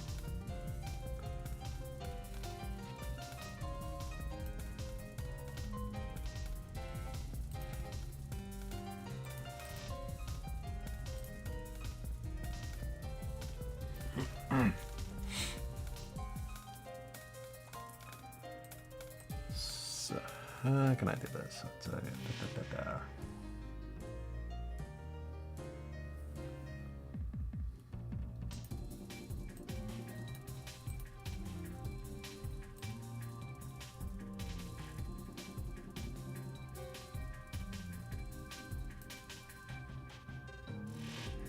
Oh, okay, I got it.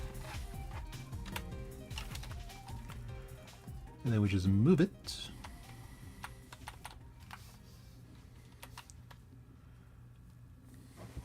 Right across the field there.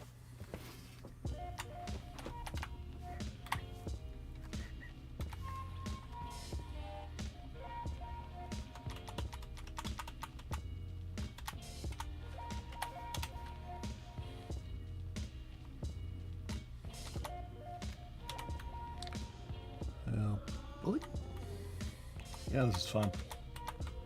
It's kind of relaxing.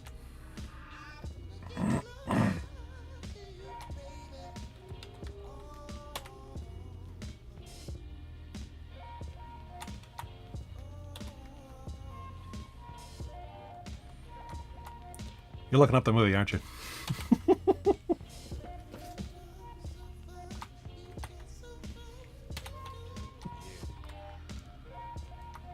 I know you're looking it up.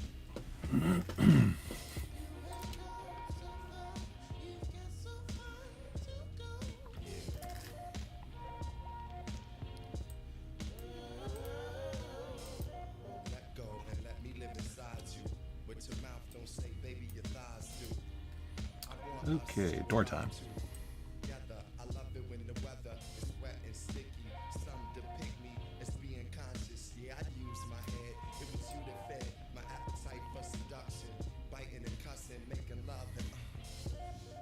When no one has ever touched before, the heat got you open like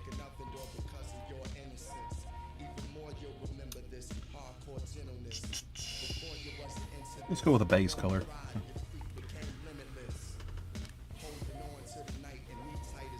It's gonna be discolored. You can definitely tell it's gonna be one of those discolored doors.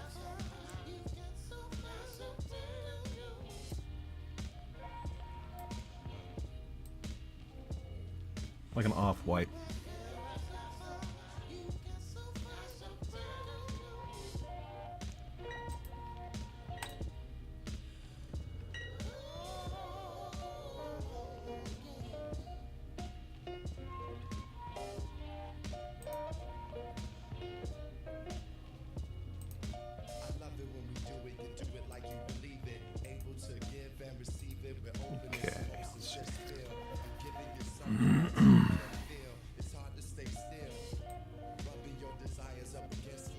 Actually, no, that's too straight of a doorway for Zim.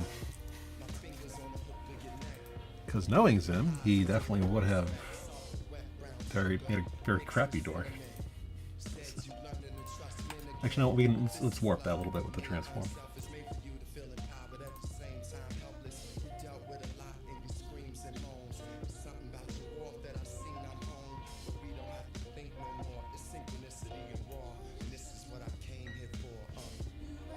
Not too warped, but you know, enough where it's that kind of off balance. Is they can tell somebody who had no clue how to do construction installed it.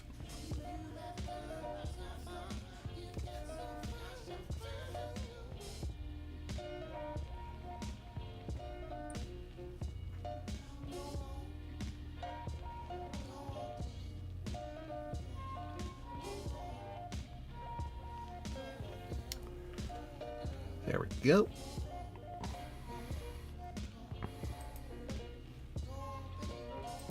And a window.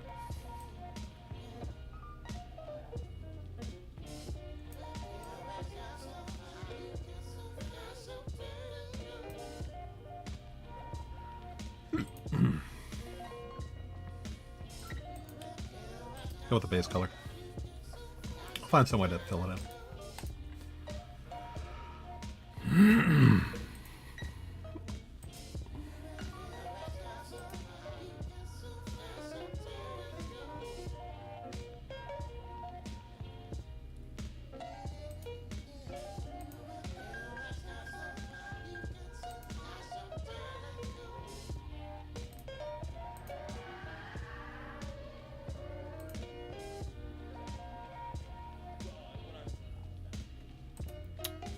See here.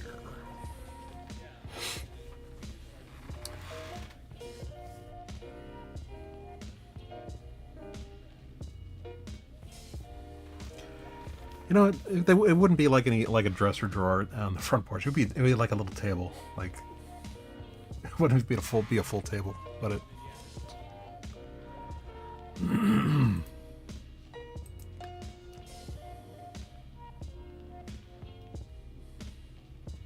No.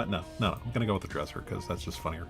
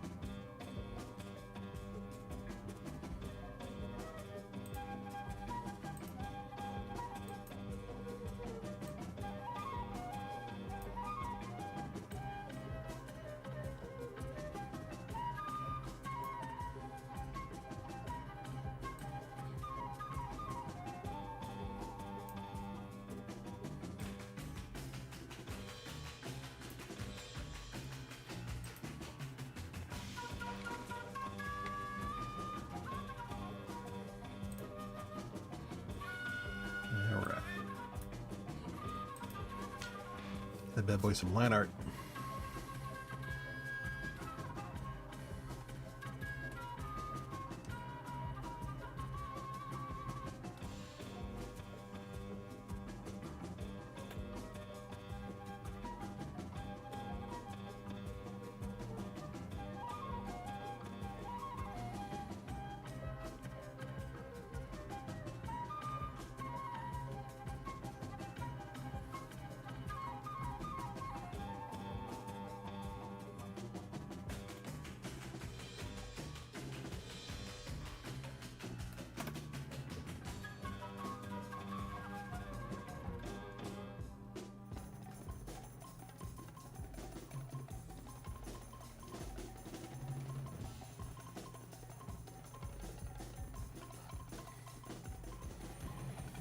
think I screwed up on that one.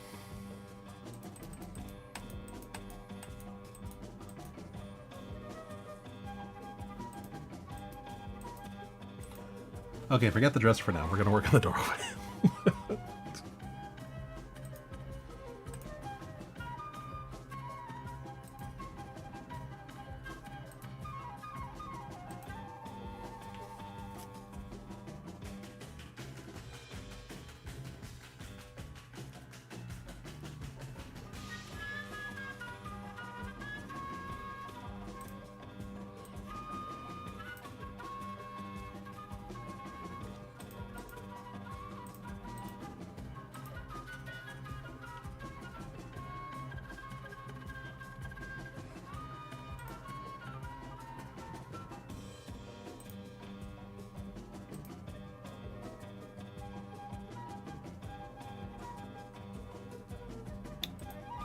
Okay. I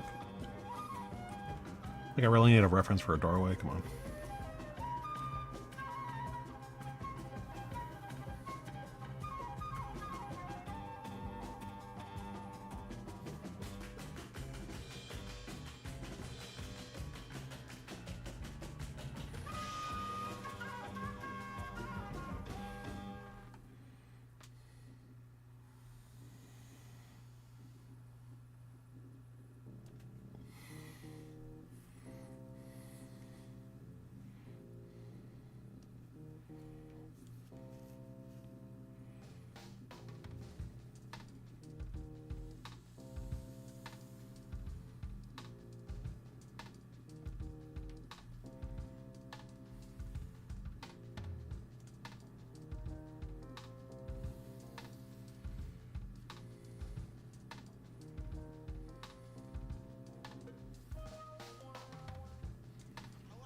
I didn't get very far with that one, did I?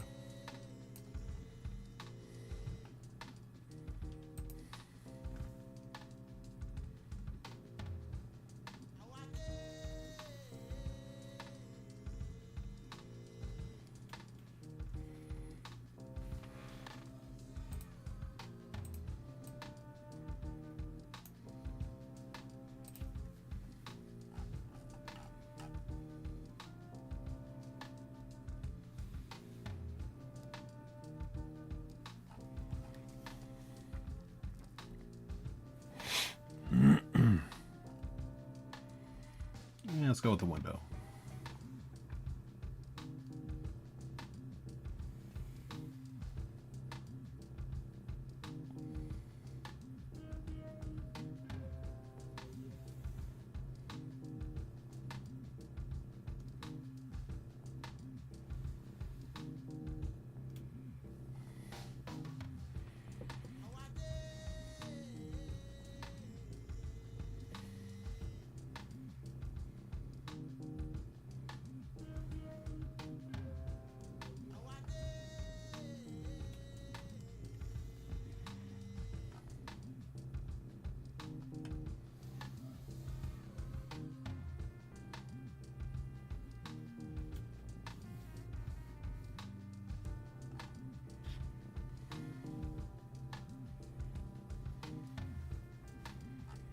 Yep.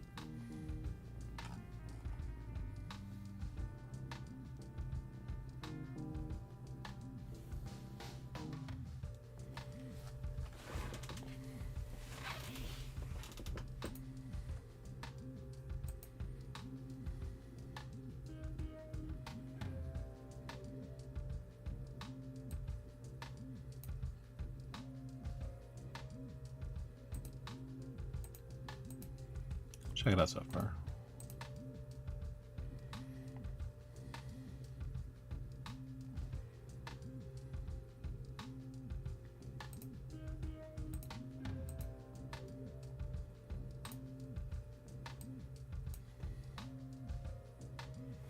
Oh, wait. What do we got?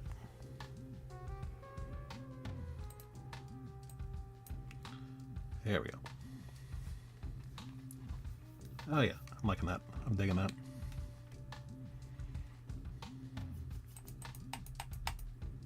Oop.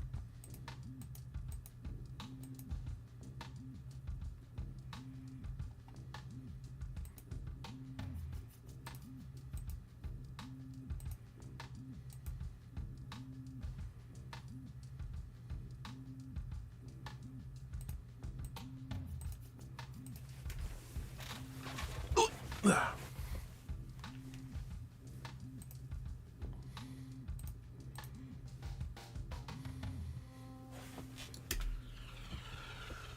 right.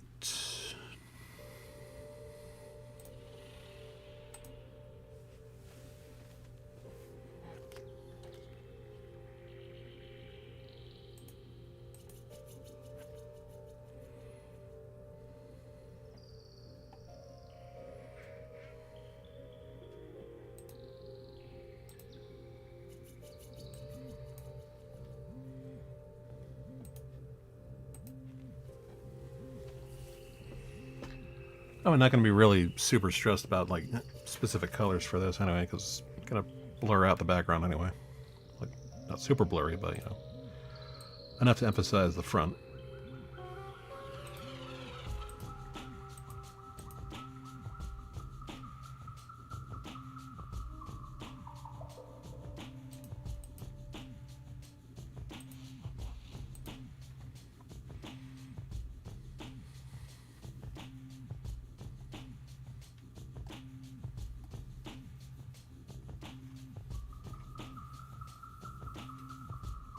Oh no, wait.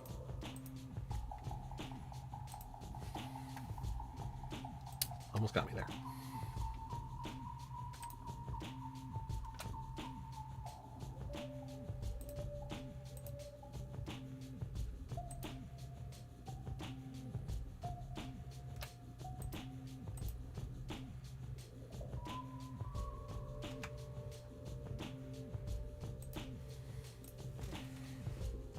No, wait, I got the wrong one.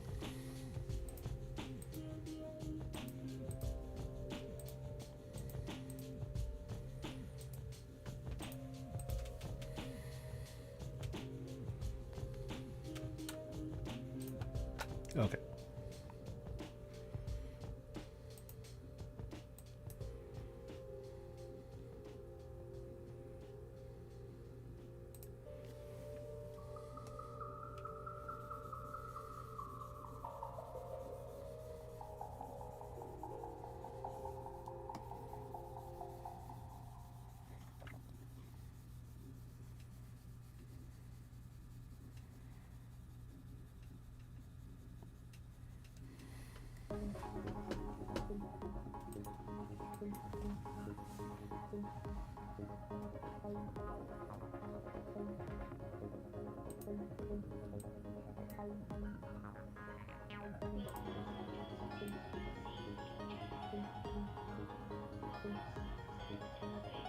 Here's shape right there. We go.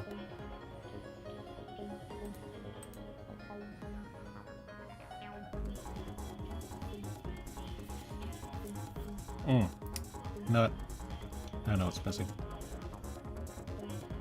Panels. Side. You gotta have side panels. That's the kind of, you know, building structure you got.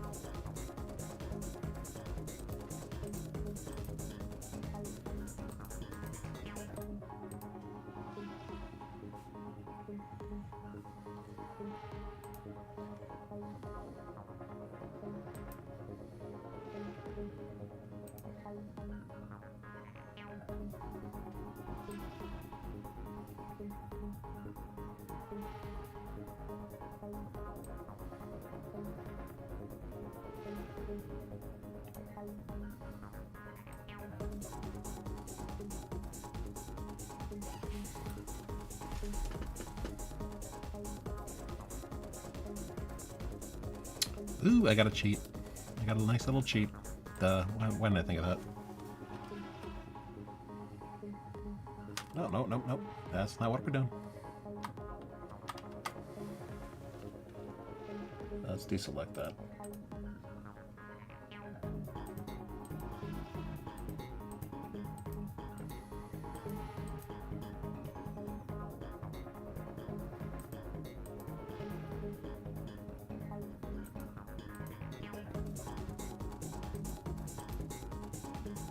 Wait.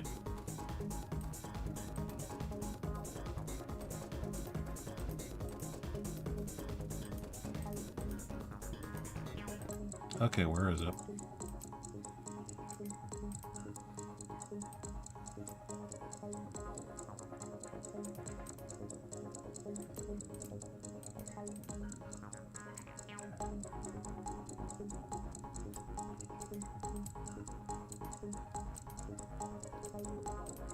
No, seriously, where is it?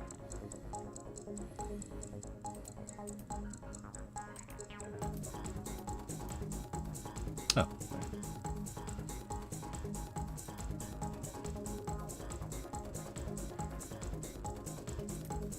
Okay, there you go.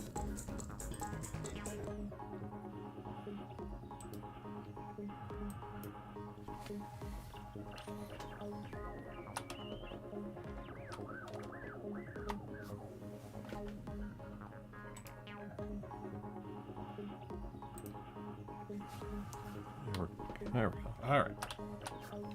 Didn't do anything. There. Okay, now we go.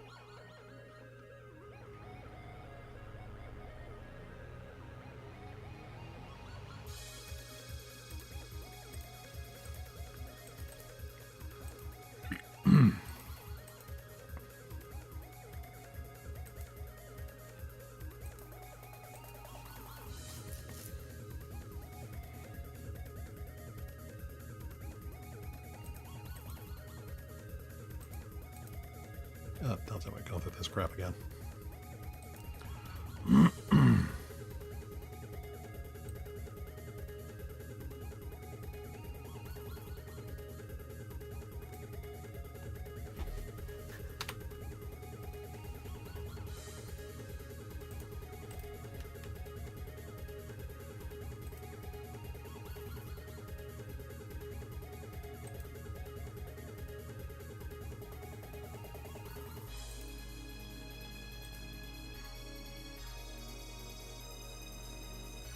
Oh wow, Kick is just full of bots, isn't it? Getting another one from the same exact message copy paste with different username on the chat over here. Kick. That's hilarious.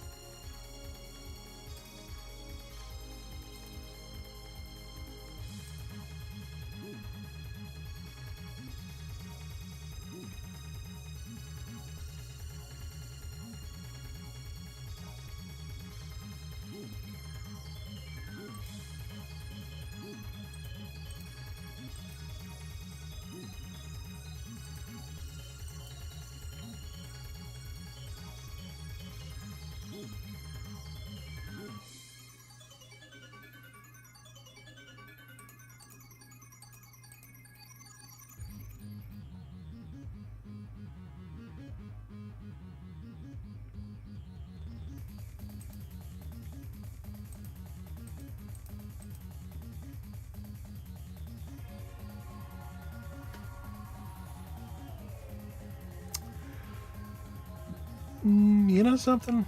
I was going to color in the wall, but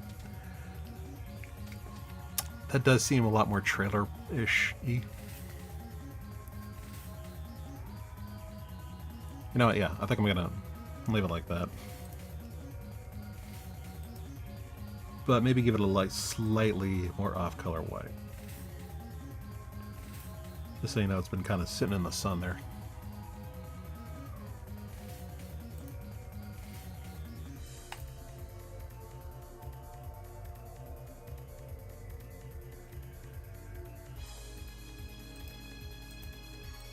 Oh yeah, you can see the difference.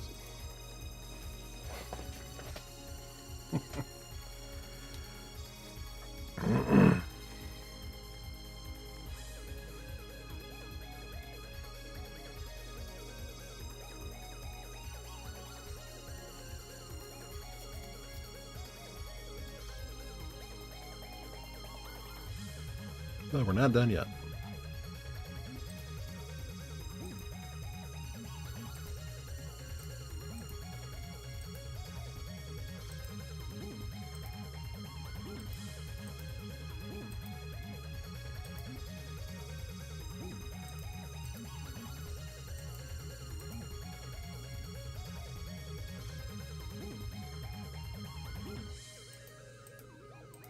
Okay, that's fine.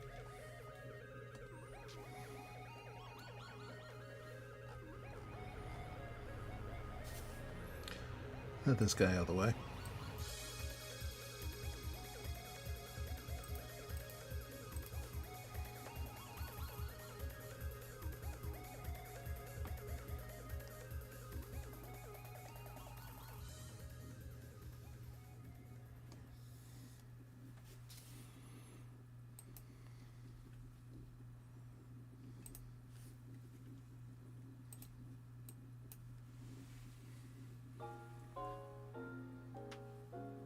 Too fat.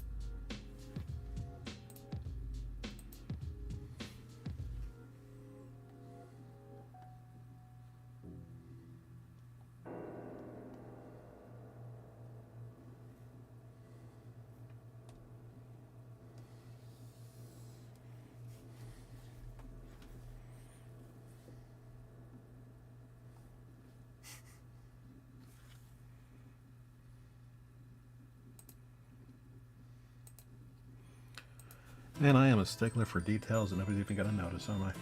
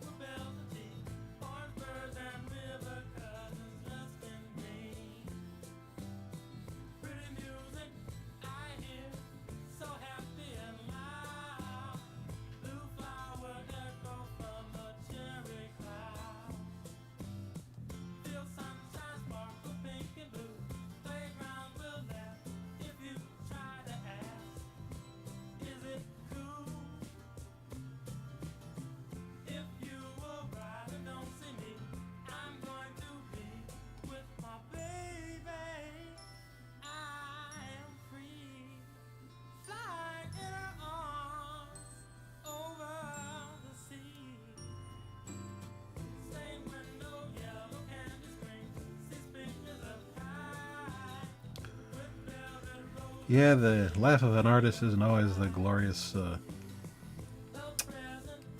glamorous, drawing the figures and watching the capture. And sometimes you just gotta work on those backgrounds and do the dirty work of the little tiny bits and pieces nobody's ever gonna notice. But you'll notice. And you'll feel accomplished knowing that you did something that you noticed. And it helps with the scenery. Rose gold.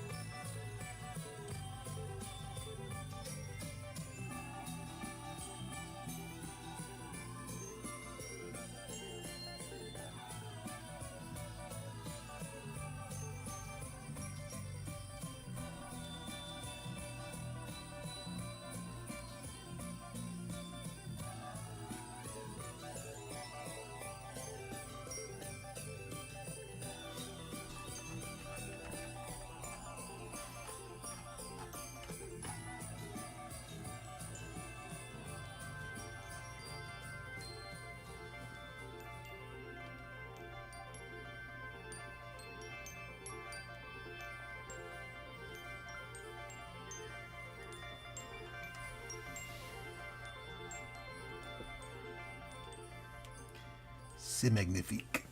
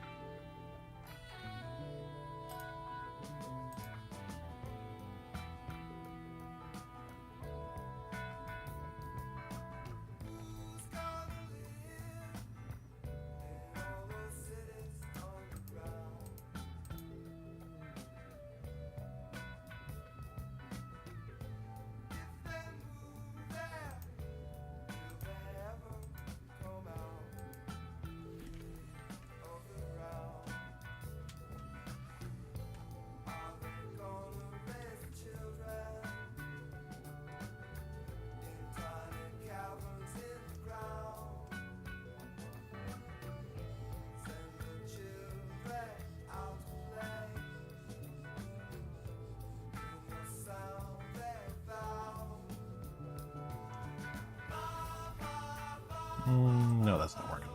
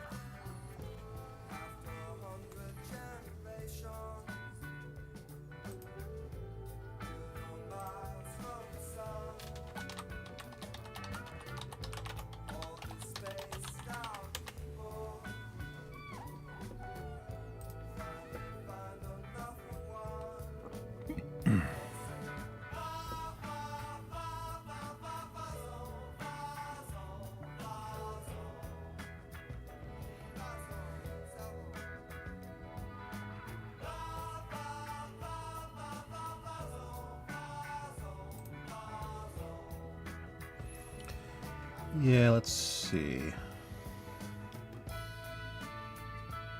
No, I'm not gonna make it a real door. We gotta make it a screen door. Because then you know, you got...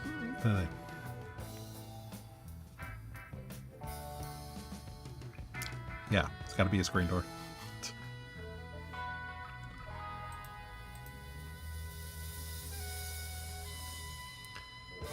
A screen door that doesn't even fit properly.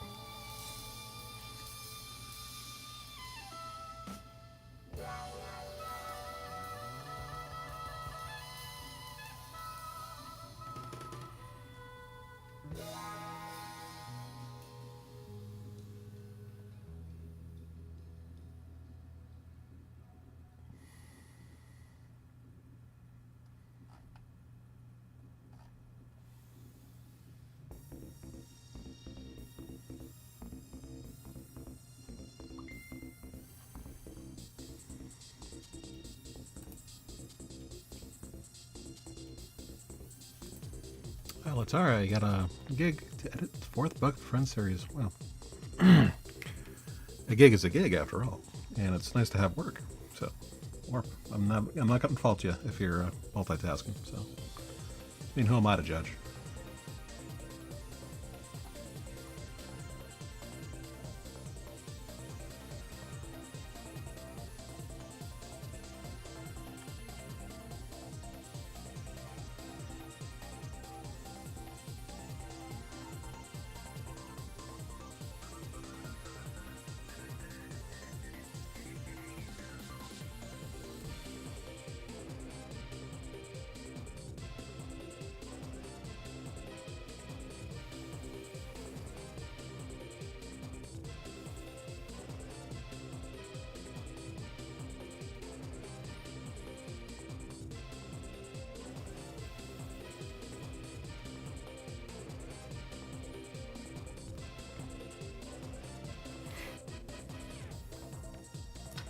I'm just here making Zim's little screen door for his house.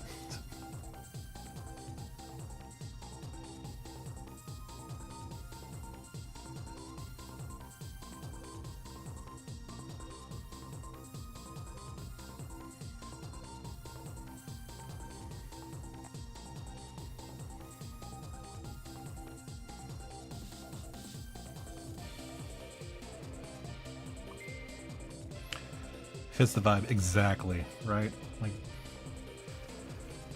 knowing as many people as I know it's probably boring that I keep bringing it up that I live up there, but I've never seen one of them have an actual front door.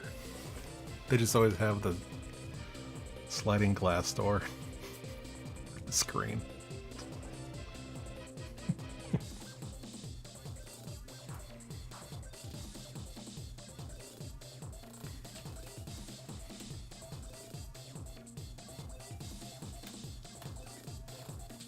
Well, I mean, like, the ones who made more money off of it definitely had a front door, but Zim isn't the type to make money off of it. Not that he would know what to do with it.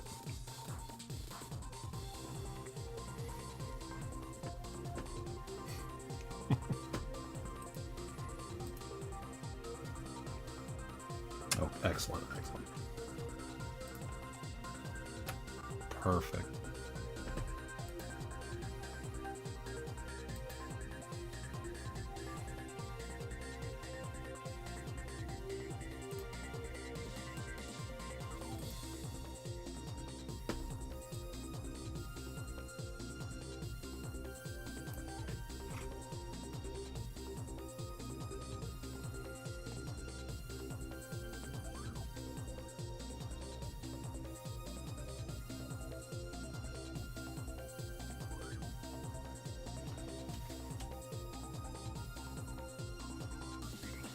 Now I gotta make a note. Next time I start a drawing, don't use such a gigantic canvas size.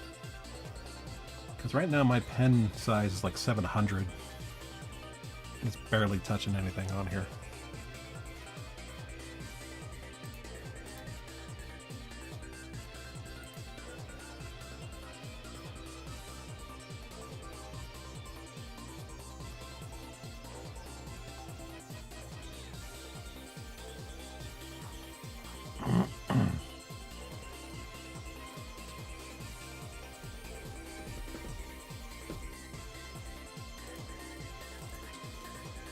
Okay, there we go.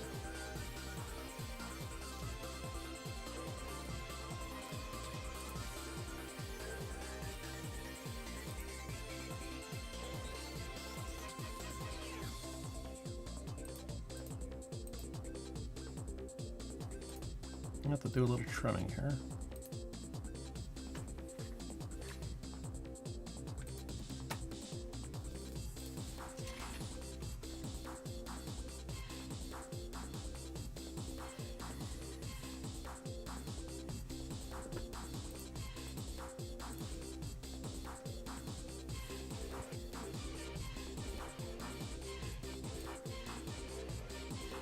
There we go.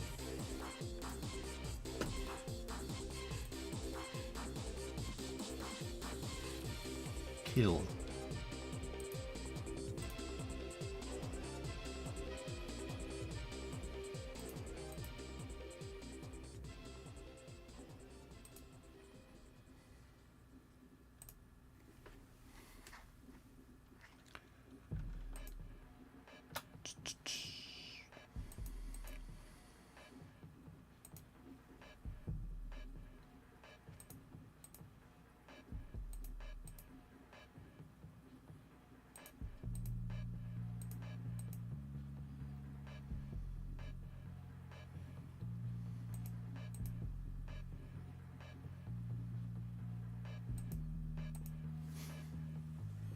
Okay, there we go.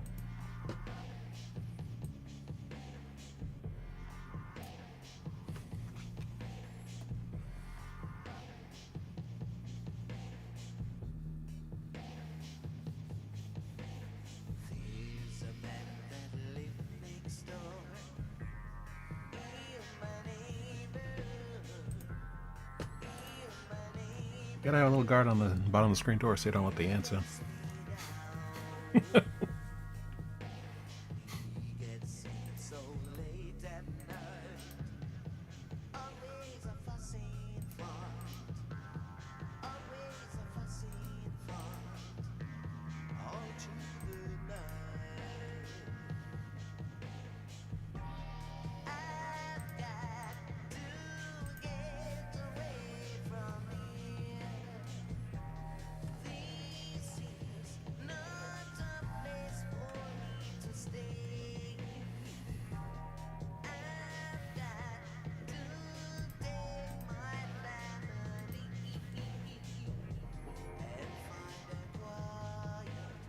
Yeah, a little door handle.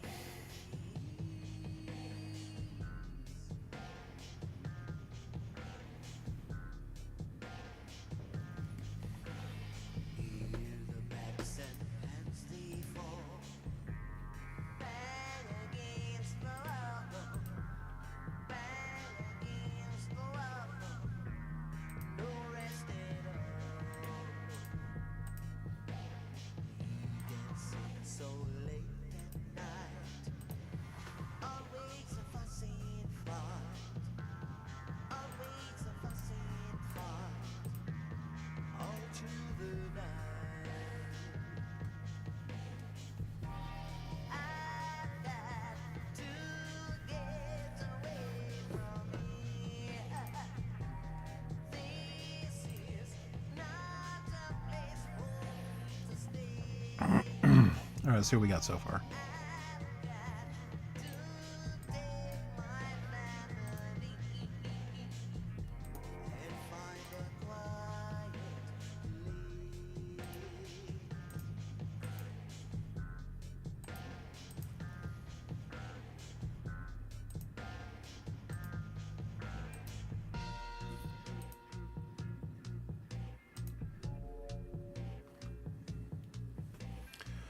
So far, so good. Yeah, I'm digging it.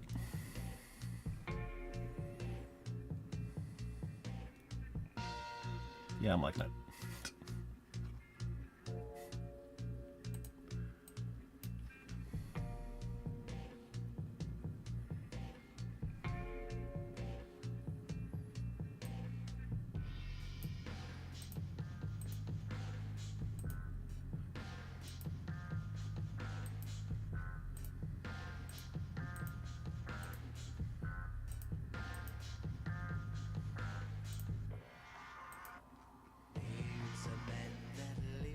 All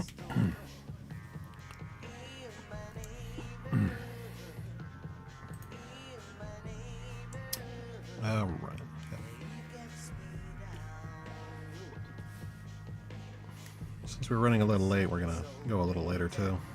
So probably till about maybe a little past 11 o'clock, like quarter past 11.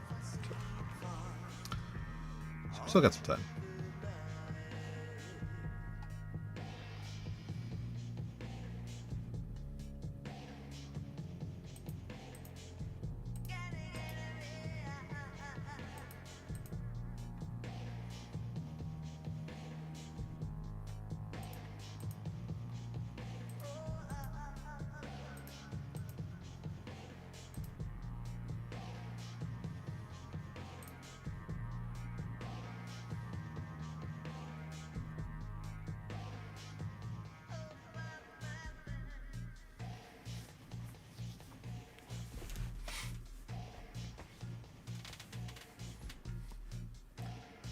Okay, so how am I going to do this?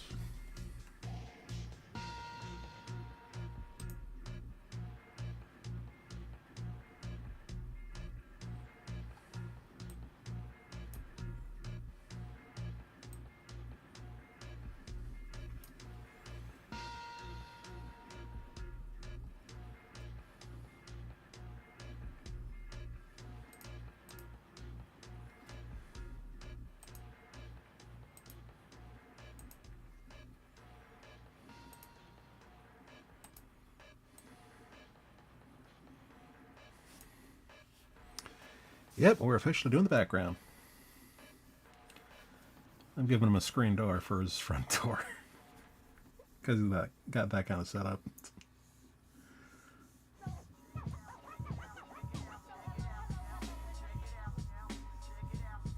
Gonna go with a spray brush on this one.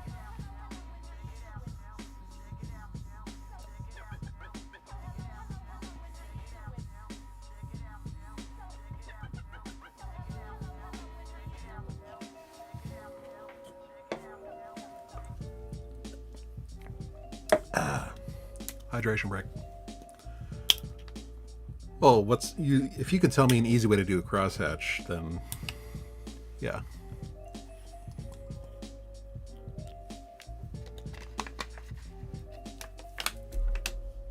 Oh, wait, what the hell am I thinking?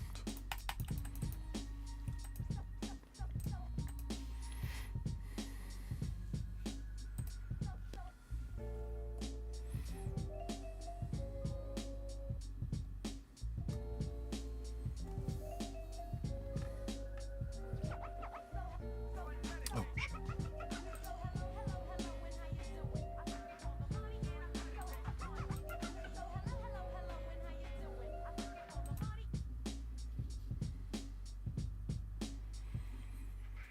Okay, I'm kind of learning as I go here. How do you turn a crosshatch into a brush?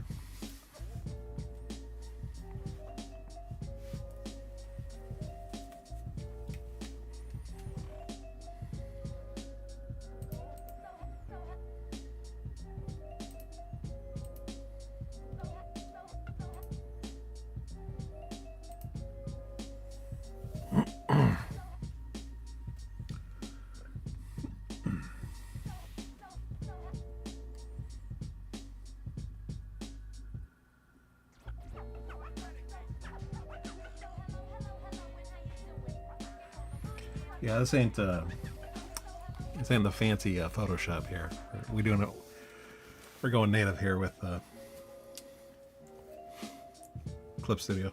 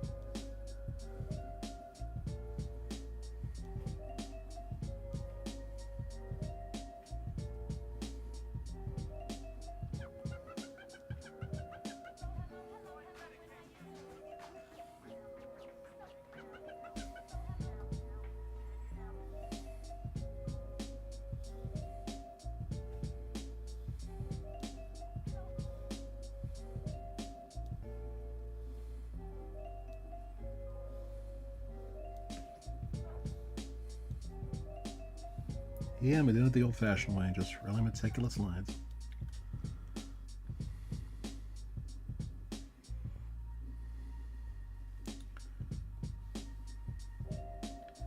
Yeah, I know. The old-fashioned comic book style way.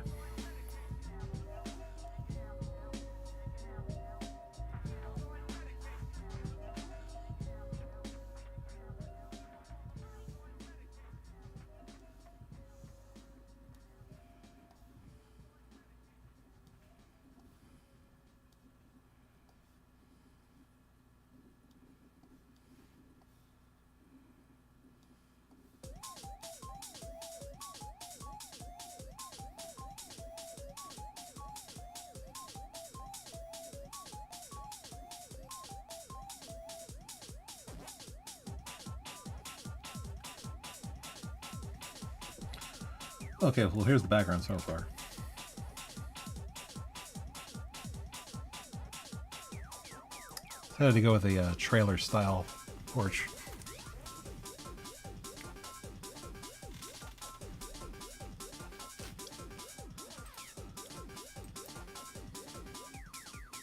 You know, I wasn't going to say, but...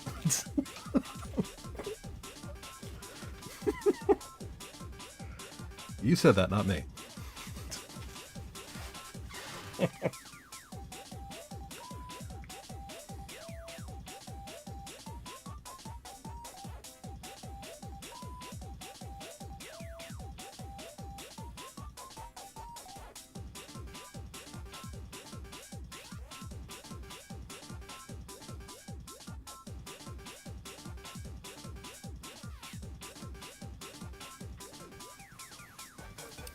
Moink.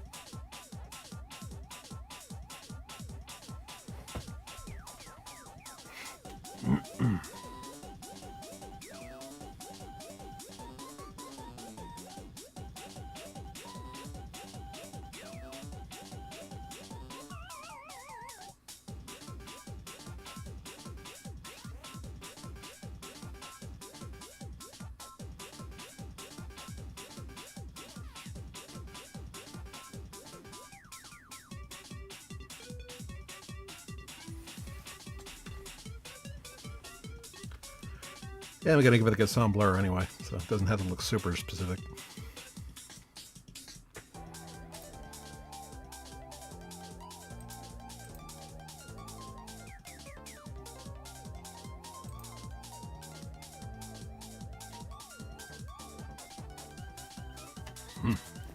Good texture. Texture together, strong.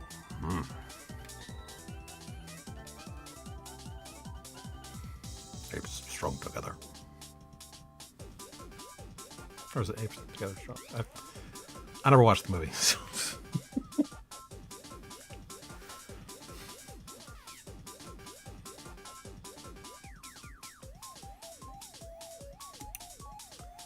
Give a little background interior. You know, would it be cheating if I used the photo reference?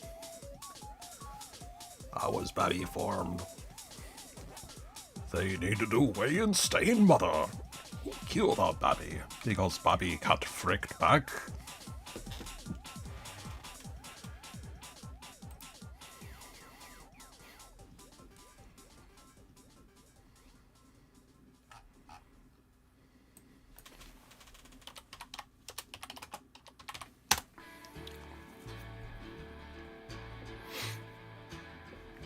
Okay, I was looking. Alright, so I've just looked up photos of trailer home living rooms, and they were way too clean, so I just typed in drug den, and it brought up the perfect photos.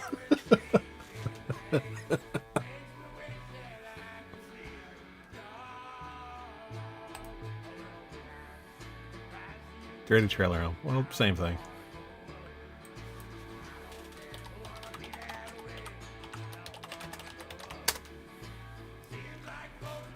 Okay, now we're talking.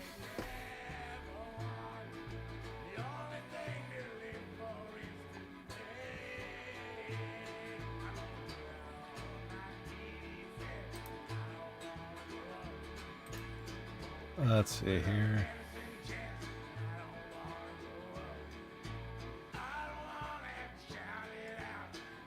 Oh, I think I found a good one.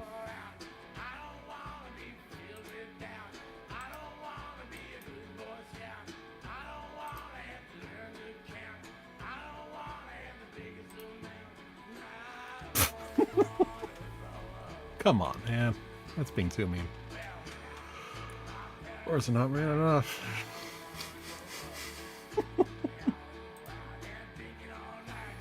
Alright, let's import this.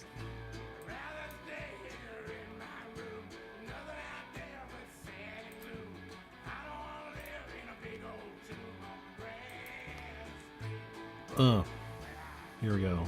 Get a load of this beauty.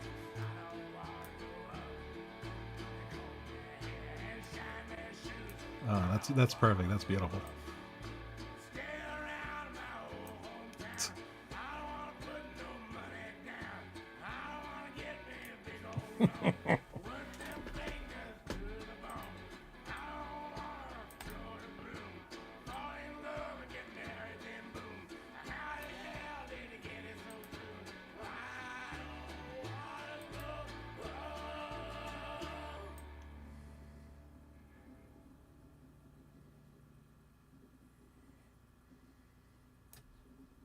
Cancel that one.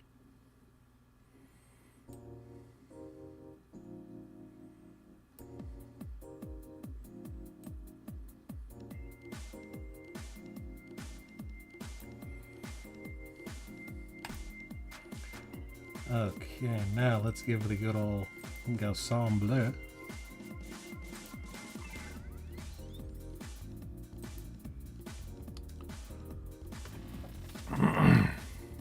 Oh, absolutely. For regular Zim. If it's for grower Zim, then it's just a pigsty.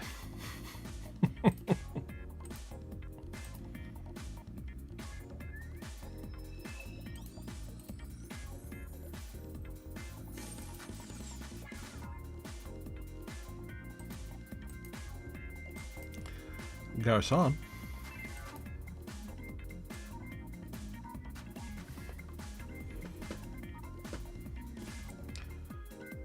Oh, shit. You know what? Yeah. That's what was missing. The fucking 707 hat.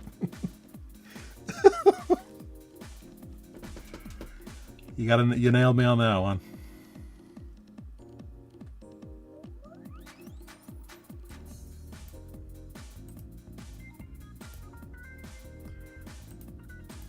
Well, it's kind of too late now. So. Shit.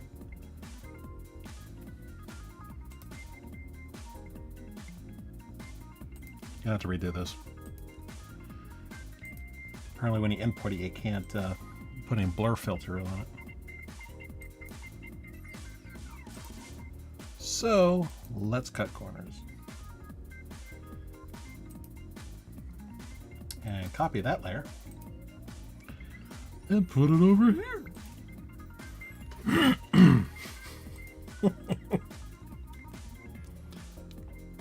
Where'd it go? Oh, it's up there. It's a little guy. He's just a little guy.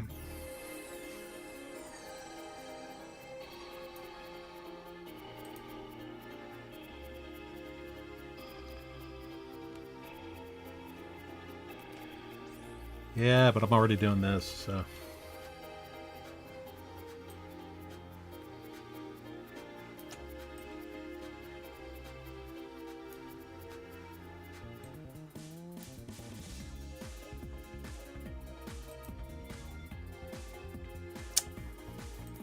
Actually, you know what? Let's see here.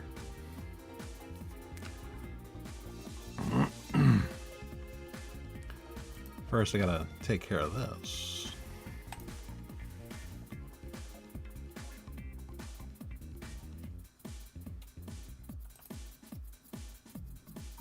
Nope, nope, that's not it.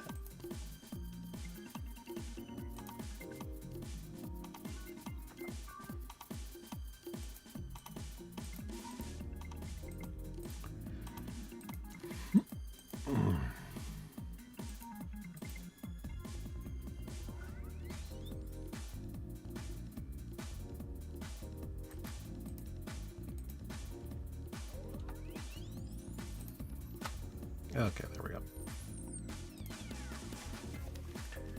And whoop.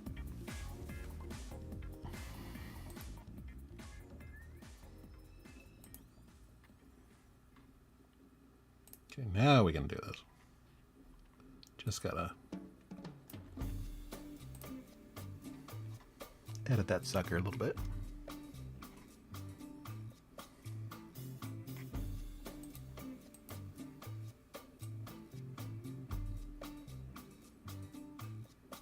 Oh yeah, and most of the background's gonna be blurred anyway.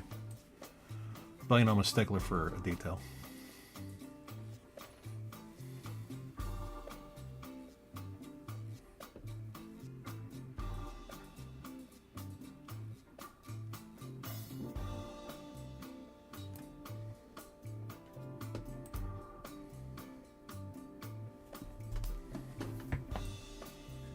However minute it might be.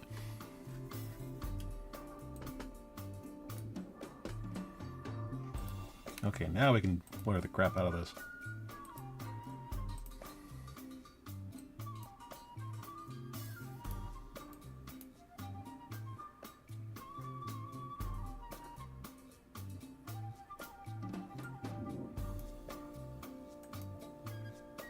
Come on.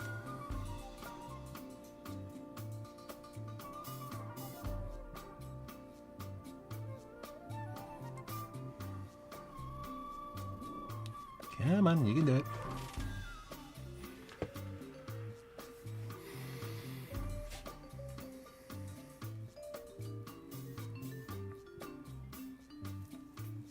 Oh, that's right, because it's such a huge canvas, that's why it's taking so long to load.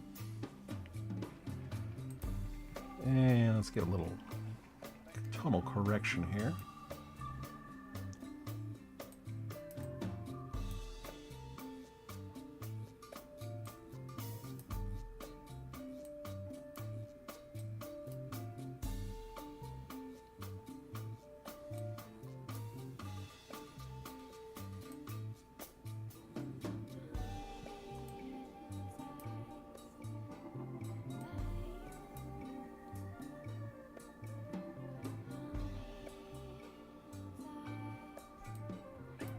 Hey, a little bit more luminosity.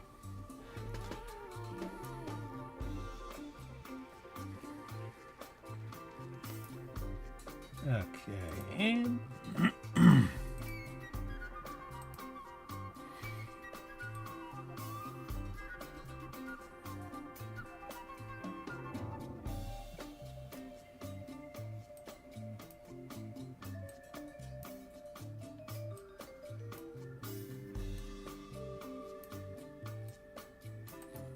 turn down the contrast a little bit.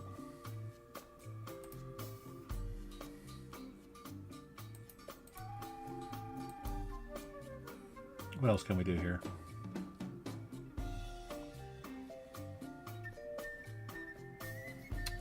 Let's try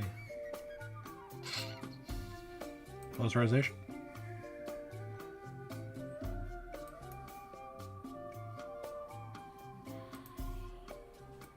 I think that could work.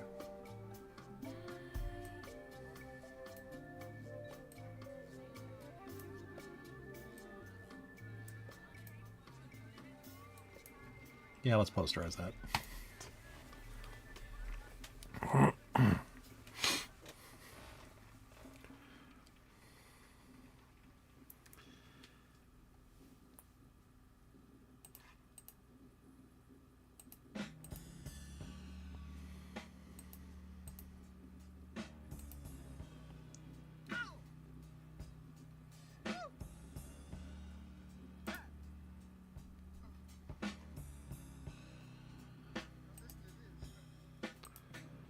And then we're going to give a little filter here.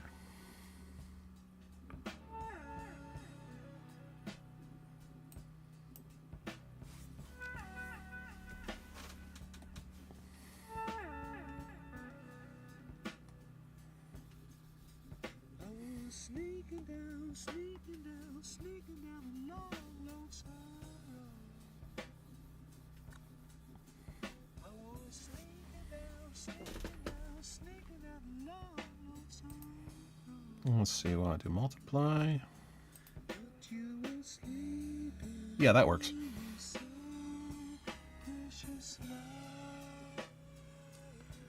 That definitely works.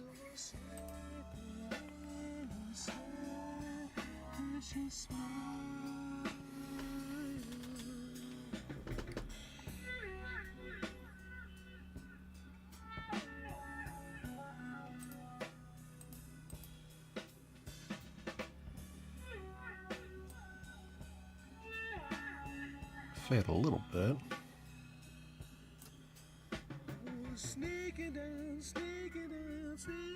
Alright, let's see where we're at here.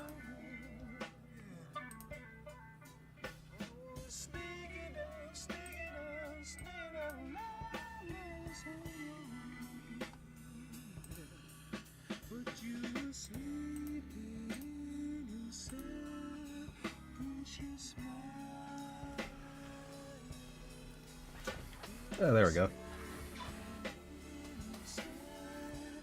And yes, I put little divots in the corncob pipe. Hoy. See the divots? You see the divots?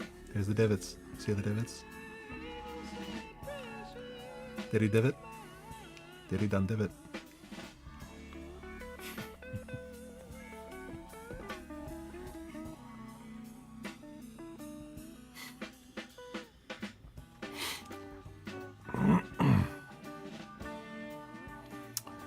Now,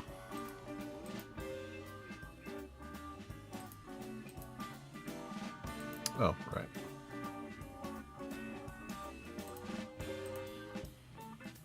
Gotta put the little divots on the roof for the awning.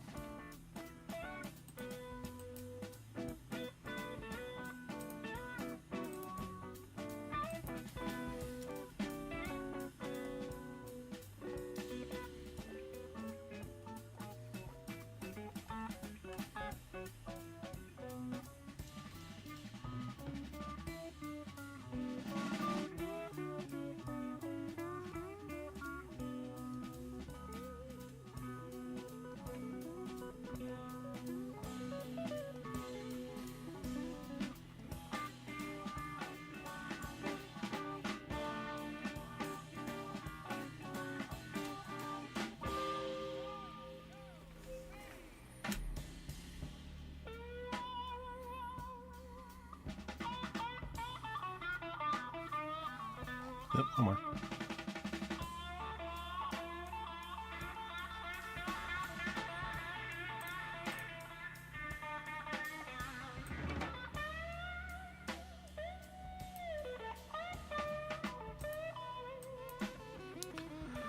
And that was the really fun part where you get to do all the shading in the background before I make everything all blurry.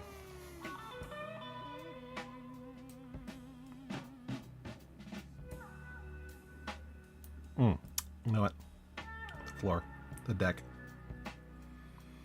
Gotta hit the deck.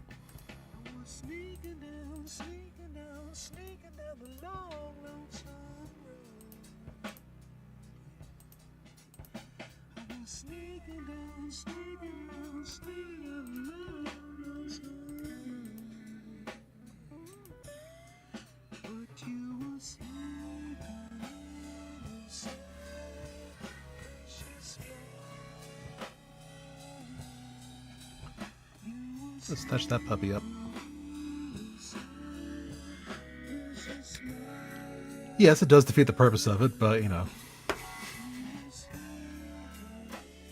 I be like that sometimes. They think it don't be like that, but it do.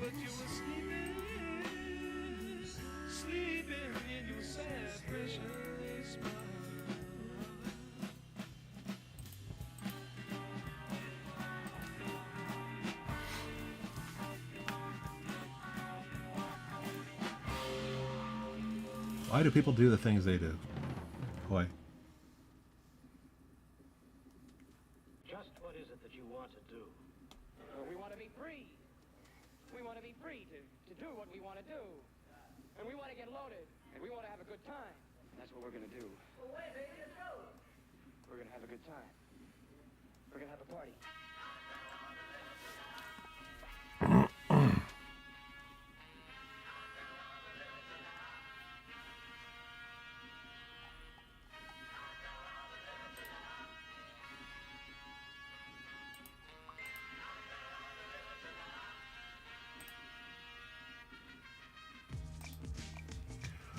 Well, it's all right. You taking off? All right. Well, thank you for joining the show. We're going to be wrapping up here. Oh, yeah. Probably about the time I wrapped up as well. It's all right. You have a really good night. Hope you have a good sleep. And thanks again for stopping by. All right. So. Yes. Yes, Hoy.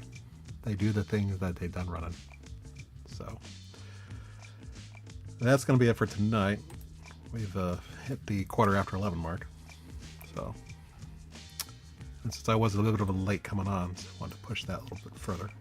So we're going to save this, and then I'm going to just finish it up later on. Monday we'll start anew. I'll see if I can finally get back on track with doing those chibis. So.